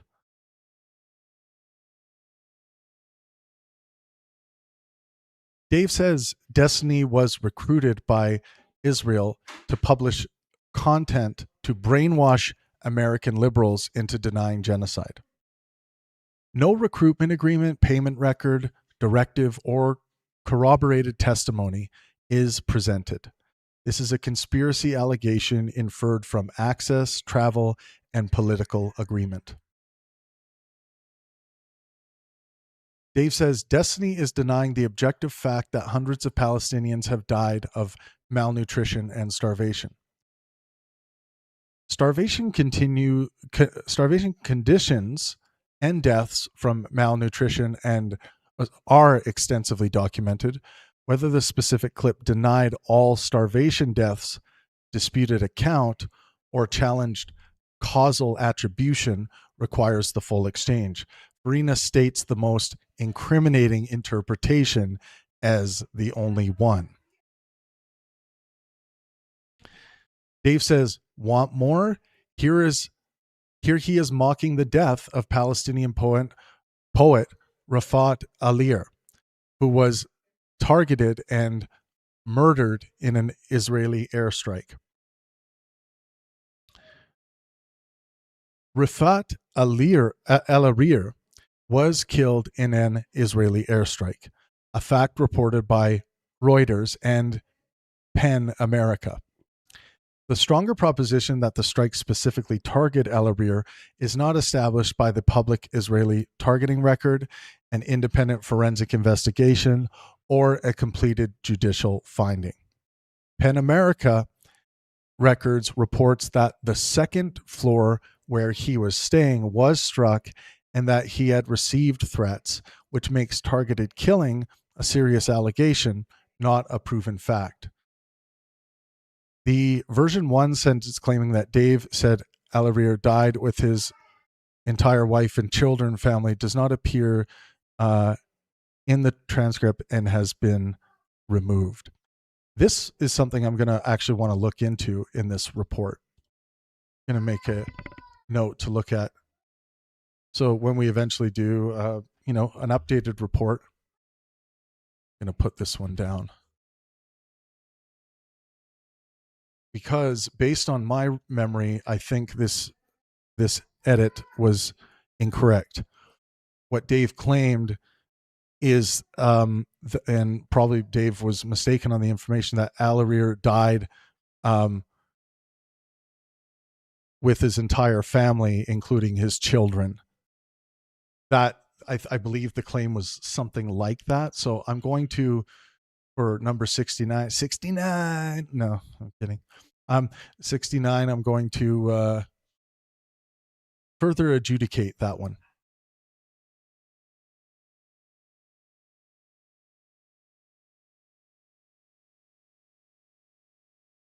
Dave says Paramount, Warner Brothers, CBS, CNN, and HBO are all under one entity owned by Larry Ellison.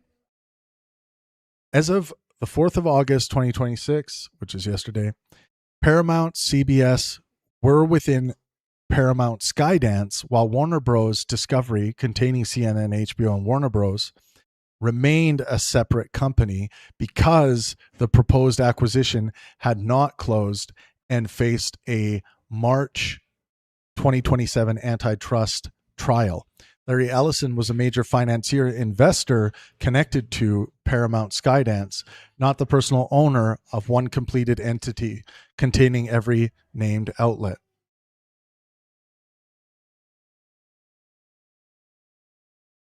Dave says to say that the vast majority of mainstream media outlets are controlled by Zionists is not a bleeping conspiracy theory. It's a statement of fact. Pro-Israel editorial influence, ownership concentration, lobbying, and source selection are legitimate subjects of evidence-based study. They do not establish hidden, centralized, quote, Zionist control of the vast majority of mainstream media outlets.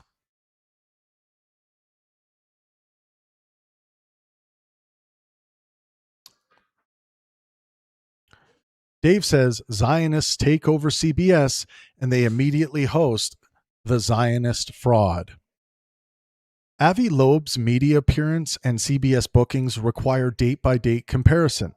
The video does not establish that the specific appearance resulted from Barry Weiss, Larry Ellison, or a, quote, Zionist takeover correlation, and ideological affinity are not proof of the booking decision.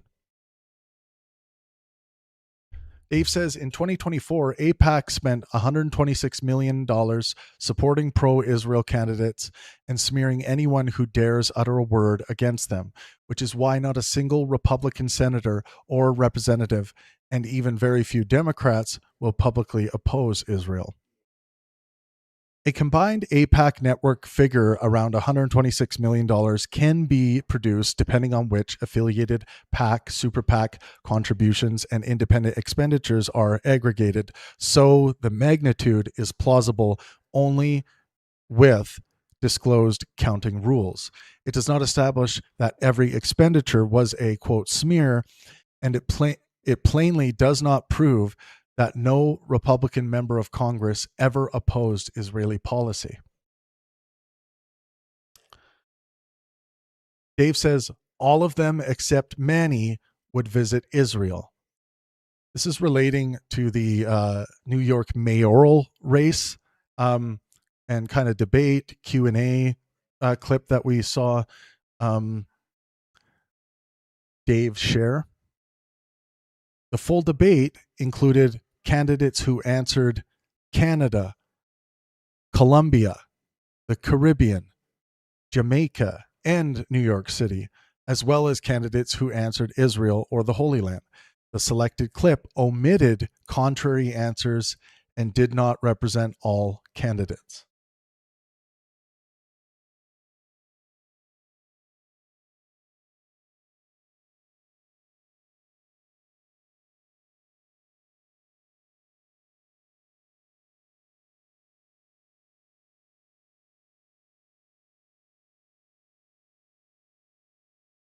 Yeah, hopefully, Don, this PDF can be shared worldwide, just to clear up just to give people a, an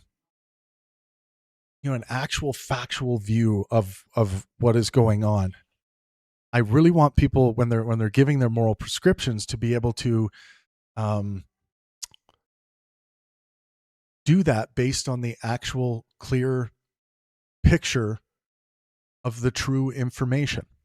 I think that's really important. I think that's what everyone wants. Everyone wants to be giving their moral prescriptions based on the actual true information.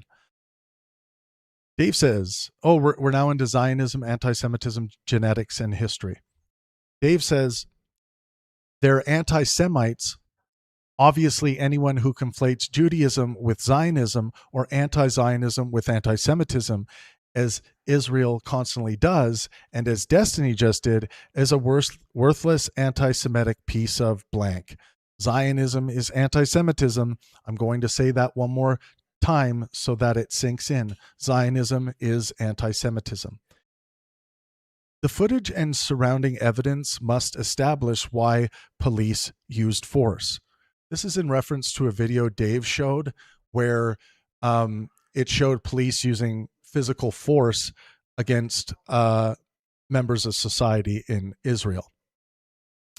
So the footage and surrounding evidence must establish why police use force.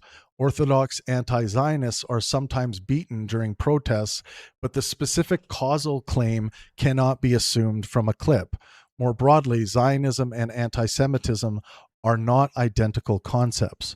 Particular Zionists can act anti-Semitically, and anti-Semites can support Israel, but categorical equivalence is false. Yes, there are many different types of Zionism: political Zionism, religious Zionism. About 60% of the Jews on this planet would accept the label of Zionist, but many of them mean different things in what they would say about their Zionism and where it's coming from. So to create a monolith, a single monolith out of Zionism or Zionist is a drastic, unacademic, unscholarly way of dealing with the concept of Zionism. Dave says Zionism is responsible for the lion's share of actual anti-Semitism that exists around the world as people react to Israeli aggression and misplace their anger on Jews as a whole. Israeli conduct can trigger misplaced anti-Semitic backlash, but the more agency remains with anti-Semites. So one more time, I want to make sure this is clear. Dave says Zionism is responsible for the lion's share of actual anti-Semitism that exists around the world as people react to Israeli aggression and misplace their anger on Jews as a whole. Israeli conduct can trigger misplaced anti-Semitic backlash, but the moral agency remains with anti-Semites. No global causal study supports, quote, the lion's share, and anti-Semitism predates modern Zionism by many centuries. Dave says Zionism is to Jewish supremacy as Nazism is to white supremacy. They are indistinguishable, Dave says. Zionism is Nazism. Specific Zionist currents and Israeli policies can be criticized as supremacist, colonial, apartheid, ethnic cleansing, or genocidal. Modern Zionism and Nazism nevertheless differ radically in origins, institutions, doctrines, and historical projects.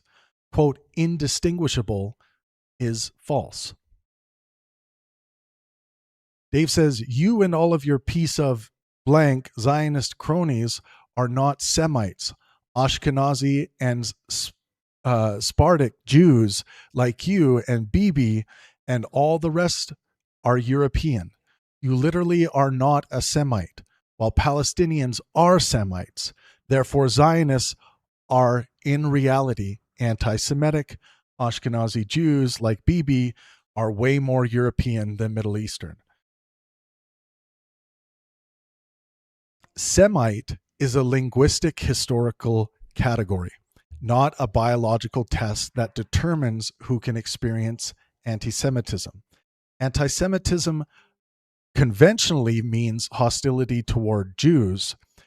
Population genetic research shows Ashkenazi Jews have both substantial Levantine, Middle Eastern, and European ancestry.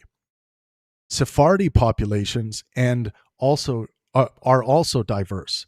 The biological syllogism that Dave has presented here is invalid.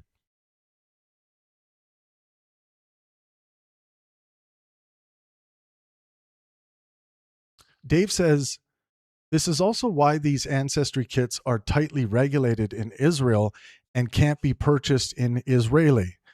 They don't want citizens to find out that they're not, quote, or blank Middle Eastern. That ancestry got diluted and they're largely European. Israel regulates particular legal family relationship and paternity tests, often requiring court authorization. This is not proof of a general ancestry test ban, and no documentary evidence shows a concealment motive. Ashkenazi ancestry is mixed. Studies often estimate substantial contributions from both European and Middle Eastern sources, rather than, quote, not Middle Eastern. So what Dave's doing here is very anti-scientific, I think. Dave says, Jews and Christians lived in Palestine and they got along just fine. Jews could have immigrated in large numbers to the Levant after the Holocaust and integrated into existing societies, including Palestine. They didn't do that. Zionist militias went in and started murdering and stealing everything. Pre-1948 Palestine included periods of coexistence, as well as discrimination, communal violence, rationalist conflict, and British restrictions. Zionist militias committed massacre and expulsions, but the history also includes legal immigration, land purchase, Arab violence, civil war, and competing national movements. Quote, got along just fine and, quote, started murdering and stealing everything are polemical compressions, or polemical compressions, I should say, not adequate history. Now we're on to, and I believe we have 5 claims left here. Now we are on to personal allegations and sexual content claims.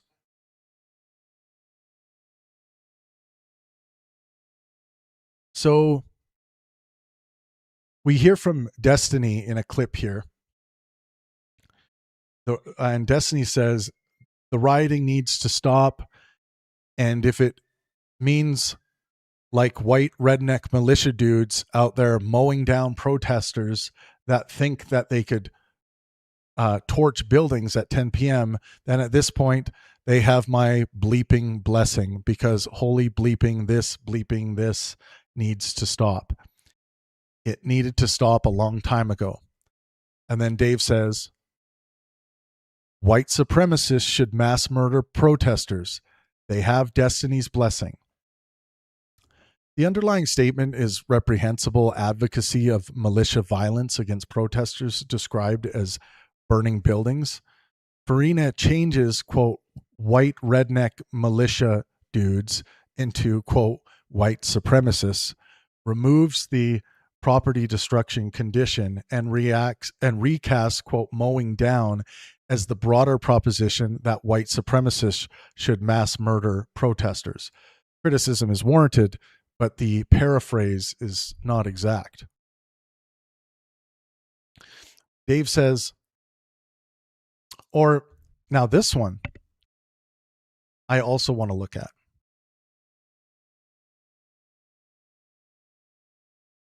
I want to make sure that this is Dave and not the other individual that was in the video. But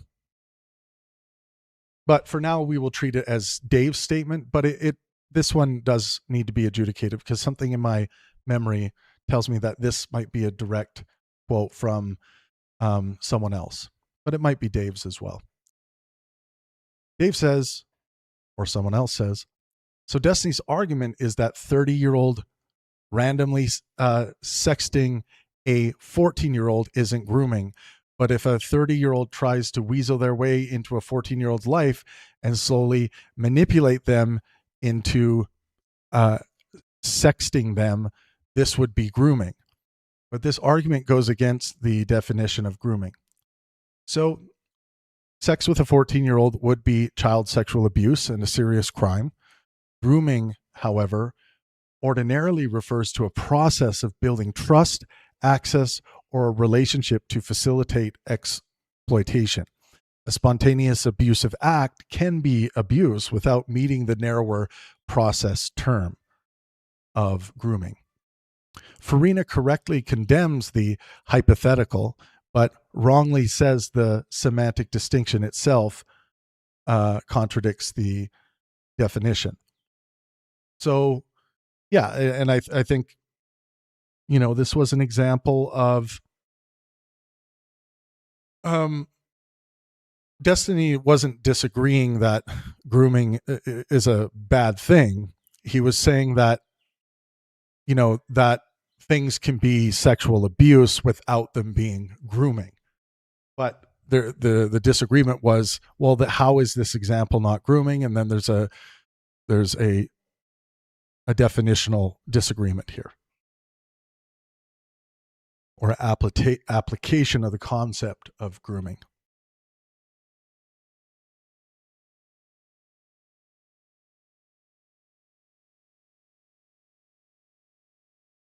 Okay. This from Dave. Dave says, Destiny sexually assaulted a woman. Destiny has a long history of sharing women's nudes and sex tapes without their consent. Destiny allegedly recorded a woman having sex with him without her consent. He has allegedly abused at least one of these female orbiters. The narration mixes direct assertions, quote, allegedly, qualified claims, clips, hostile secondary commentary, and pending civil allegations. Each allegation requires a primary record, provenance, response, and adjudicative status. Pending or secondhand allegations cannot be summarized as proven personal history. So a lot of what's being said is being demonstrated as proven personal history here. Dave says he is also currently being sued for non-consensual sharing nudes of a minor. The federal civil complaint alleges non-consensual sharing of intimate material, but it does not allege that the plaintiff was a minor. That's a big error by Dave. Public reporting states that she first met Bonnell when she was 19, and that the recording was later shared with a 19-year-old fan. Quote, nudes of a minor is a serious factual distortion. The underlying civil allegations remain unadjudicated. So there is he said, she said stuff around this, that someone was catfishing as someone else, and they were an older man, and that's who received the nudes in question, the non-consensual sharing of intimate material. But the most important point here, I think, is that Dave's claim is just flat out false. Dave's claim is he is also currently being sued for non-consensually sharing nudes of a minor. That is false. It's not nudes of a minor. It's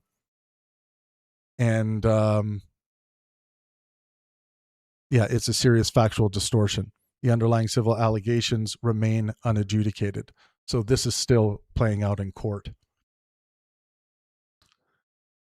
And finally, Dave says, speaking of being a sexual predator who supports Israel, do you think there could be a connection there? After all, Israel is a safe haven.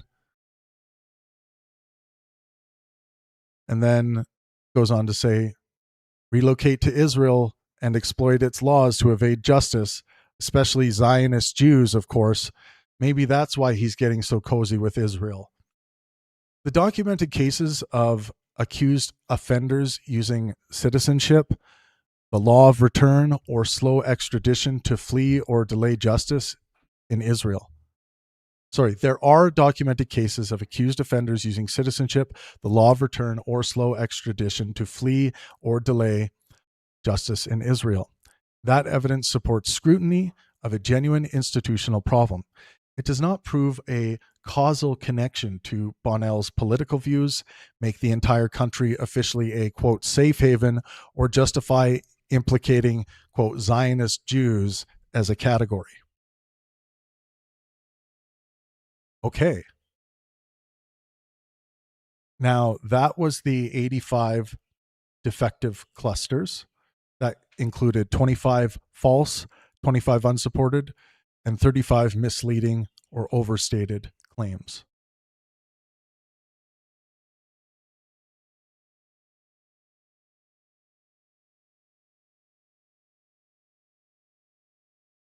Just a very quick bathroom break.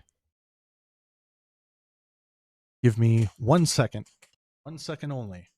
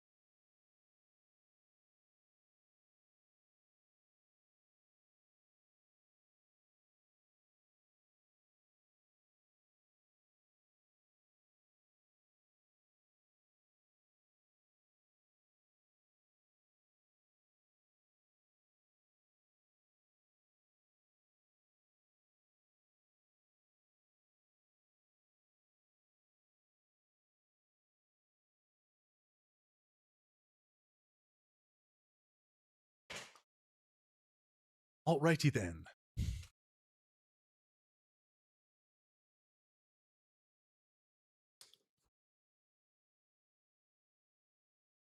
Now, let's take a look at some more information here. So the Appendix A in version 2 of the video analysis is a complete Dave routed transcript assertion and claim registry. So purpose and limit. The appendix inventories every timestamp unit routed to Dave narration editorial adoption in the supplied transcript. So every Dave claim is visible together with its immediate transcript context. It is deliberately over-inclusive. Sentence fragments, continuations, transitions, questions, moral statements, and compound claims remain visible because YouTube timestamps do not correspond neatly to independent propositions. Quote, defect ID maps a unit to the 85 entry ledger. A blank defect field does not certify every word as true. It means that unit was not separately identified as one of the 85 consolidated material defects. The transcript page image controls over OCR assisted text in case of discrepancy. So this is basically documenting the entire claim registry. And if you want to use this information to figure out where the defect ID shows up, all of the 85 defects that we just went through, you're going to be able to easily find the defect. So, for example, the first defect we went over in our reading, it gives you the context here and where it was leading up. And to control society, it's kind of crazy to just, what does this say? And to control society is kind of just crazy. But whatever. Yes, he is. Oh, here it is. Yes, he is literally calling me a Nazi. That's where the defect ID is, right at the end of the text here. So you'll be able to track the defects here.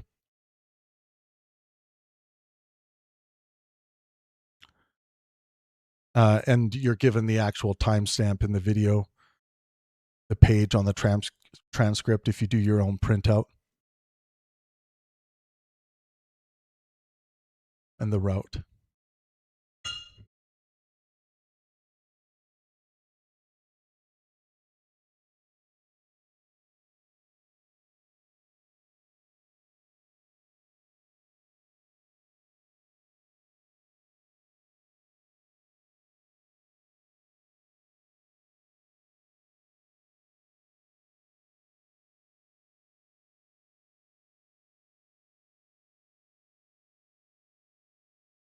Should be all the way down to 85.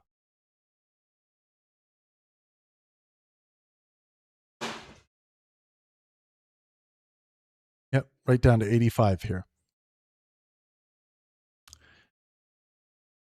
So, and then Appendix B is going to include an embedded and non-Dave speaker routing register.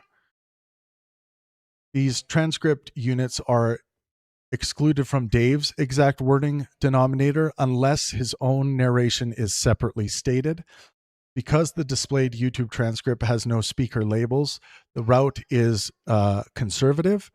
When a passage contains overlapping voice or rapid reaction edits, it is marked mixed rather than assigned with false precision.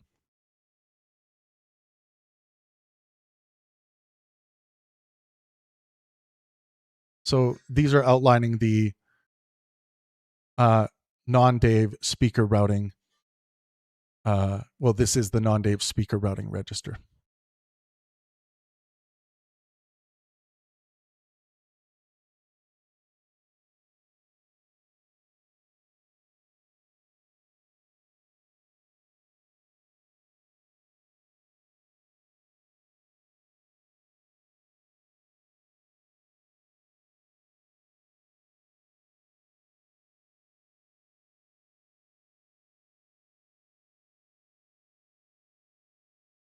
Like here's an example. This is from page 24 of the transcript. The embedded clip is Destiny. And yes, this was excluded.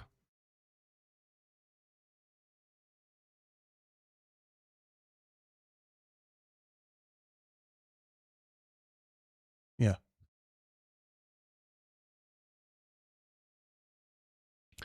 So there is a comprehensive source register that will correspond with all the sourcing under all of the claims we went through with working links.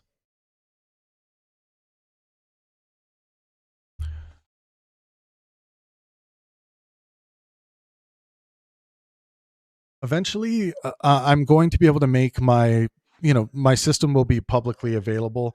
I want it to be even more precise than it is now, getting the proper prompting. But eventually on this page, the Pangburn analysis page, it's going to provide the entire Pangburn analysis system so that you can put it into any large language model system as like the working memory or a directive as to how to operate. Then you will be able to produce your own fact checks just like this. That's the goal. So all you'll have to do eventually within your LLM that's trained on the Pangburn analysis system, you'll just be able to, eventually you'll just be able to drop a YouTube link into your LLM and it'll pump out a highly, highly accurate fact check. Right now, you kind of have to, you got to get that transcript out, which is easy. You go to the video on YouTube or to any other thing, right? It doesn't have to be a YouTube video, and you can click show transcript. You go to the description first of the video, you scroll down to show transcript, click show transcript, and then Control P, and then you should be able to print that entire transcript out. Some some browsers won't do the whole transcript for some reason, but Google Chrome does.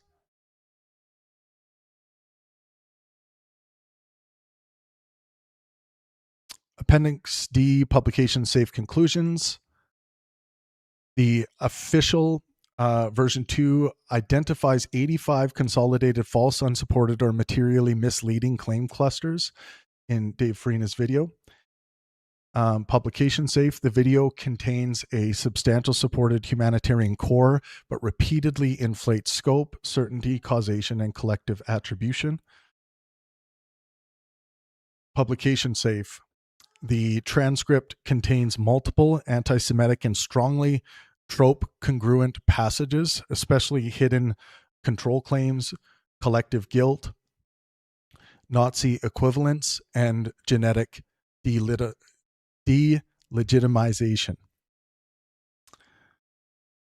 Using a transparent editorial rubric, the video's propaganda intensity is rated very high. This is not a claim that every image, quotation, or allegation is false. Yes, people shouldn't say 85 claims were proven lies. Unsupported is not the same as disproven, and intent to deceive was not adjudicated.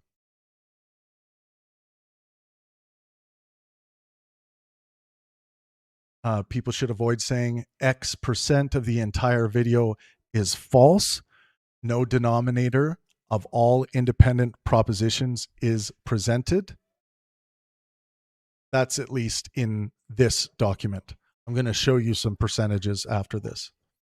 Avoid attributing embedded destiny, Mehdi Hassan, Israeli speaker, or street interview wording to Dave unless Dave separately adopts it. So the final judgment for the version 2 report, the strongest defensible conclusion is neither that Dave invented the humanitarian catastrophe, nor that the video is a reliable summary of it.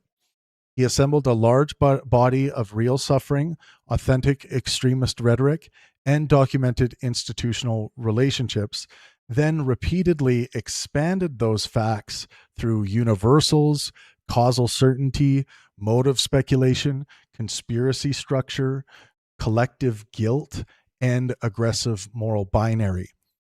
That combination makes the video rhetorically powerful and evidentially unreliable. The official version 2 also finds that the anti-Semitism issue cannot be dismissed merely by saying Zionism is not Judaism.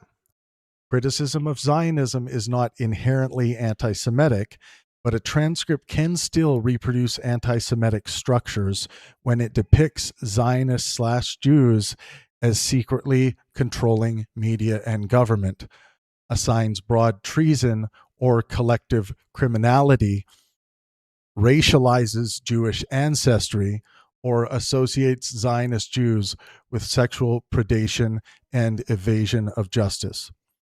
The correct response is precise. Defend the legitimate criticism, preserve the documented Palestinian suffering, and reject the false conspiratorial or group essentializing expansions. So that's where the Pangburn analysis for Dave's video, the collected data, is at. And of course, if you haven't seen my 18 hours of video-related analysis, I think you should watch it if you have time, you know, in your day-to-day. Make it like a, you know, spread it out, unless you're crazy like me and like to take all this stuff in a row. But I think it's important to also see not only all of this fact checking in context, but also my ethical perspectives from based on my moral well-beingism, from the perspective of wanting to maximize well-being, physical, mental, and social health for myself and those around me.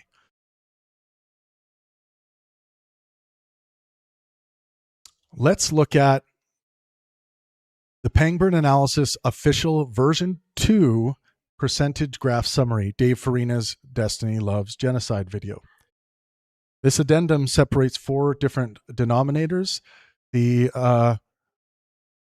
the 100 claim speaker locked merits ledger, the 85 cluster forensic defect inventory, which we just went through, the 32 point propaganda intensity rubric, and a conservative runtime calculation for the 12 passages explicitly flagged by version 2's anti-Semitism analysis. So let's look. Strict falsehoods. So what were just straight out strict falsehoods? 23% were strict falsehoods of the 100 rateable David claims were contradicted as framed. Then there's and I think this adds for precision, right? So we are still, and we have increased a bit since version 1, but when it comes to false or unsupported claims, we're now sitting at 45% false or unsupported. Now, some people are going to equate those categories. I understand that. Like, if it's not supported, so then the claim is false. I think there's a difference between strict falsehood and false or unsupported. So I think it's like false or unsupported is of course going to incorporate strict falsehood into it when we come to this 45% total. This includes claims contradicted or not established. Unsupported is not disproven. That's another aspect that's very important. Unsupported does not mean disproven, but claiming things that are unsupported, some people would say equate that to a false claim. So there's going to be a bit of interpretive there's going to be a variation on how those categories are interpreted. So, and a recent statement I made on X that garnered quite a bit of attention. 60,000 people have seen it. Almost 3,000 likes. 213 reposts. I'll give you guys it right here.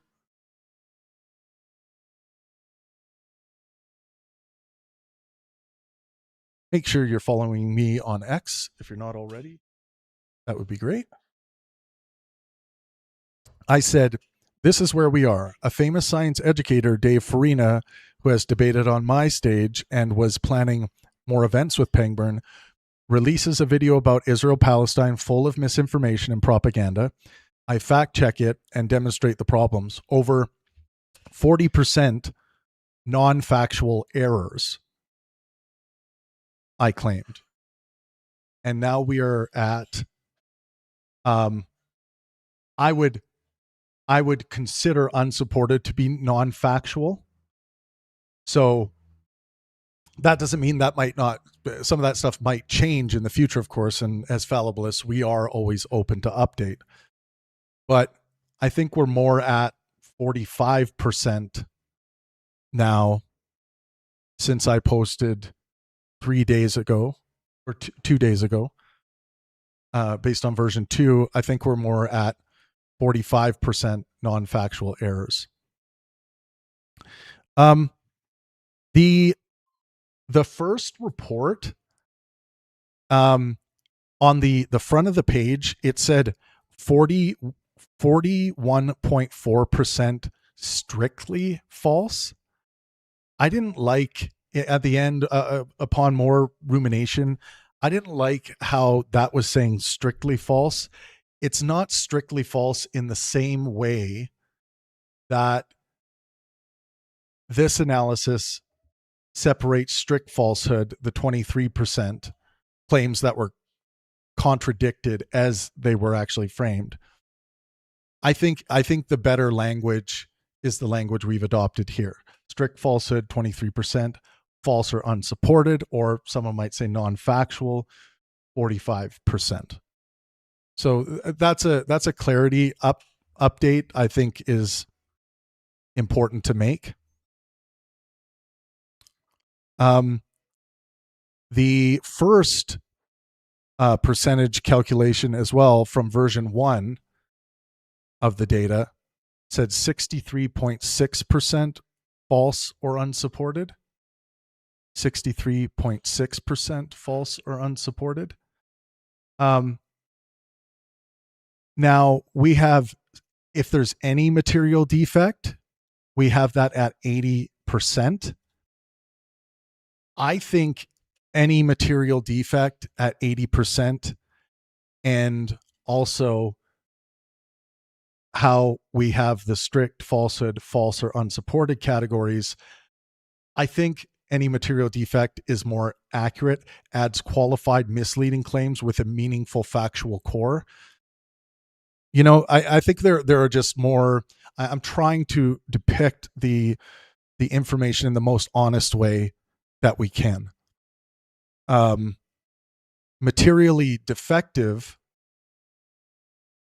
in the first version was actually lower than the material defectiveness of this version. Also, in the first version of the data report, we were basing that on 140 rateable claims, but this is broken down to 100 rateable claims, this report. This is due to the elimination of some claims that were once thought are rateable but were made non-rateable in the more detailed sorting. Some of that is going to be due to transcript errors. Some of that is going to be based on some inaccuracies when you try pulling data from 18 hours of video content transcripts. So yeah, more transcript issues. But anyways, I think we have moved in the direction towards higher resolution here. I need to make this a little wider for you guys on the screen because this document is.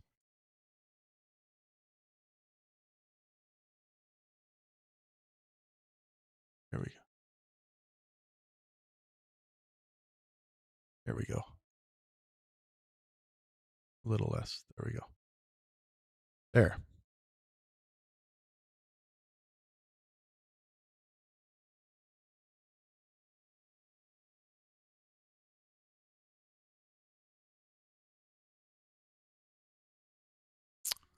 Okay, let me open this again. Okay, so yeah, one more time. Strict falsehoods, 23% of the 100 rateable Dave claims. False or unsupported, 45% of the claims. Any material defect, 80%. Propaganda intensity, 87.5%, based on the propaganda ledger we created, based on academic conceptualizations of what propaganda is. Anti-Semitism flagged runtime. So 6.1%, about 5 minutes and 45 seconds across 12 explicitly identified passages of anti-Semitism flagged runtime. And this would, again, be anti-Semitism as based on academic usages of that term. So publication wording among 100. Okay, we already went through all that. We just went through it.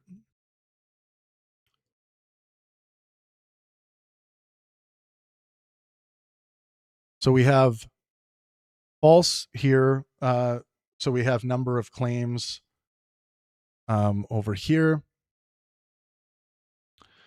We have false, unsupported, qualified or misleading, and supported represented on the bottom of this graph. Percentages are claim-based, not percentages of words, runtime, or moral importance, right? Headline factual reliability rates.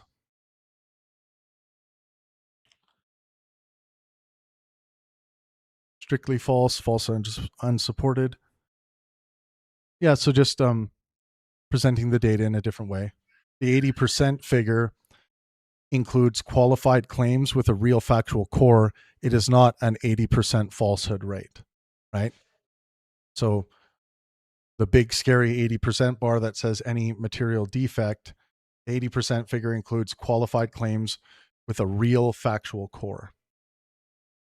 So yeah, and this small bar here is supported as stated, 20%, which is the lowest percentage category represented. Composition of the 85 consolidated defective clusters. So we're looking at false, unsupported, and misleading, overstated. So people who are going to rate like, I don't want any misleading or overstated things. It's either facts or it's not. Then if you're looking at what's factual and non-factual, you would include, I think, these three categories. That doesn't mean that there aren't going to be grains of truth in the unsupported or misleading, overstated categories, or that some of the information may in fact be demonstrated to be the case in the future that is being called unsupported or misleading or overstated, or even false. False things can be overturned.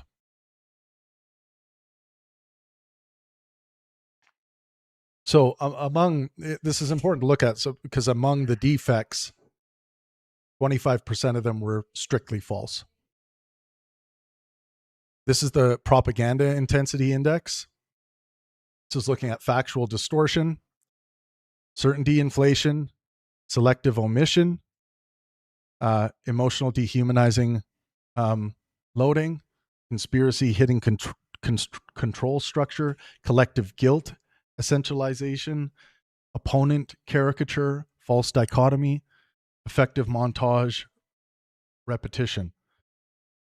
So the propaganda intensity index demonstrates that this is a very high propaganda intensity. And this, of course, is not a runtime percentage. Minimum runtime share explicitly flagged for anti-Semitism concerns. So not specifically flagged is overwhelming at 93.9%. Explicitly flagged passages, 6.1%. Now, this is where you make your ethical determination. For me, yeah, this is very problematic, right?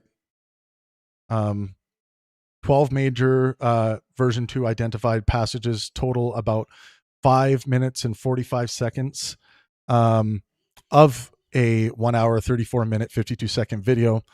5 minutes and 45 seconds was dedicated to, anti-Semitic tropes, or just more plainly anti-Semitism. This is a conservative flagged passage share. Unflagged runtime is not automatically cleared of all anti-Semitic content. So that's an important note, that just because my system has not flagged, anti-Semitism, it doesn't mean there isn't some anti-Semitism within this larger bar, 93.9% not specifically flagged. More might be flagged when we eventually do updates. Whenever it seems reasonable to release a new document and update, we will make replacements. Methodological cautions here. Claims are not runtime. The 100 claim percentages describe deduplicated material propositions, not every sentence, word, image, or minute. Unsupported is not false. It means the evidence reviewed did not establish the proposition as confidently stated, right? So not false is not necessarily the same as non-factual. I think if someone claims something that's unsupported, you are justified to claim that it is not factual. Qualified misleading claims may contain true cores. The 80% any defect rate must never be described as an 80% falsehood rate. Propaganda is a method score. The 87.5% figure is the share of the maximum available points on an 8-dimension heuristic. Anti-Semitism is the most tentative percentage. The 6.1% figure is a minimum runtime share of explicitly flagged passages, not a psychometric measure of the speaker or an assertion that all remaining runtime is non-anti-Semitic. The 85 cluster inventory has a different purpose. It catalogs consolidated defects and should not be used as the denominator for all claims. Right? So this percentage document that will be included at the end of the version 2 document should not be used as the denominator for all claims. So in other words, don't just look at the percentages and think you understand the information underlying those claims. Like the claims and the correct information is what is important here.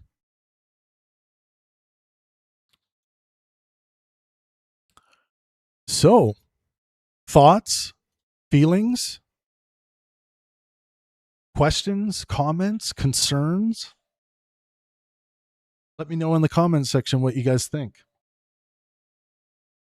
This is going to be up on our website today. And all of my public posts everywhere else will also point towards our new website link. So all the information will be in one place. I have initially been linking people to Discord, which I love that it's been bringing a lot new Discord members.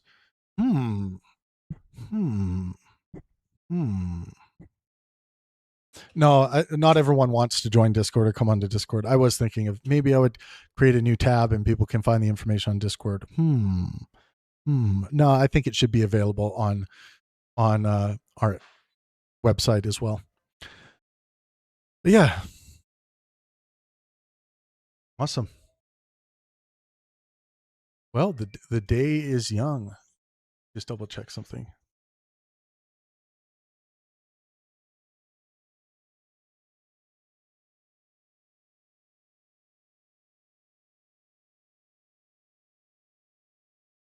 Dun, dun, dun, dun, dun, dun, dun, dun, dun.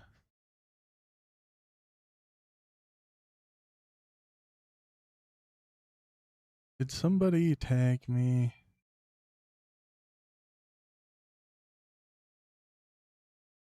Ah, I see.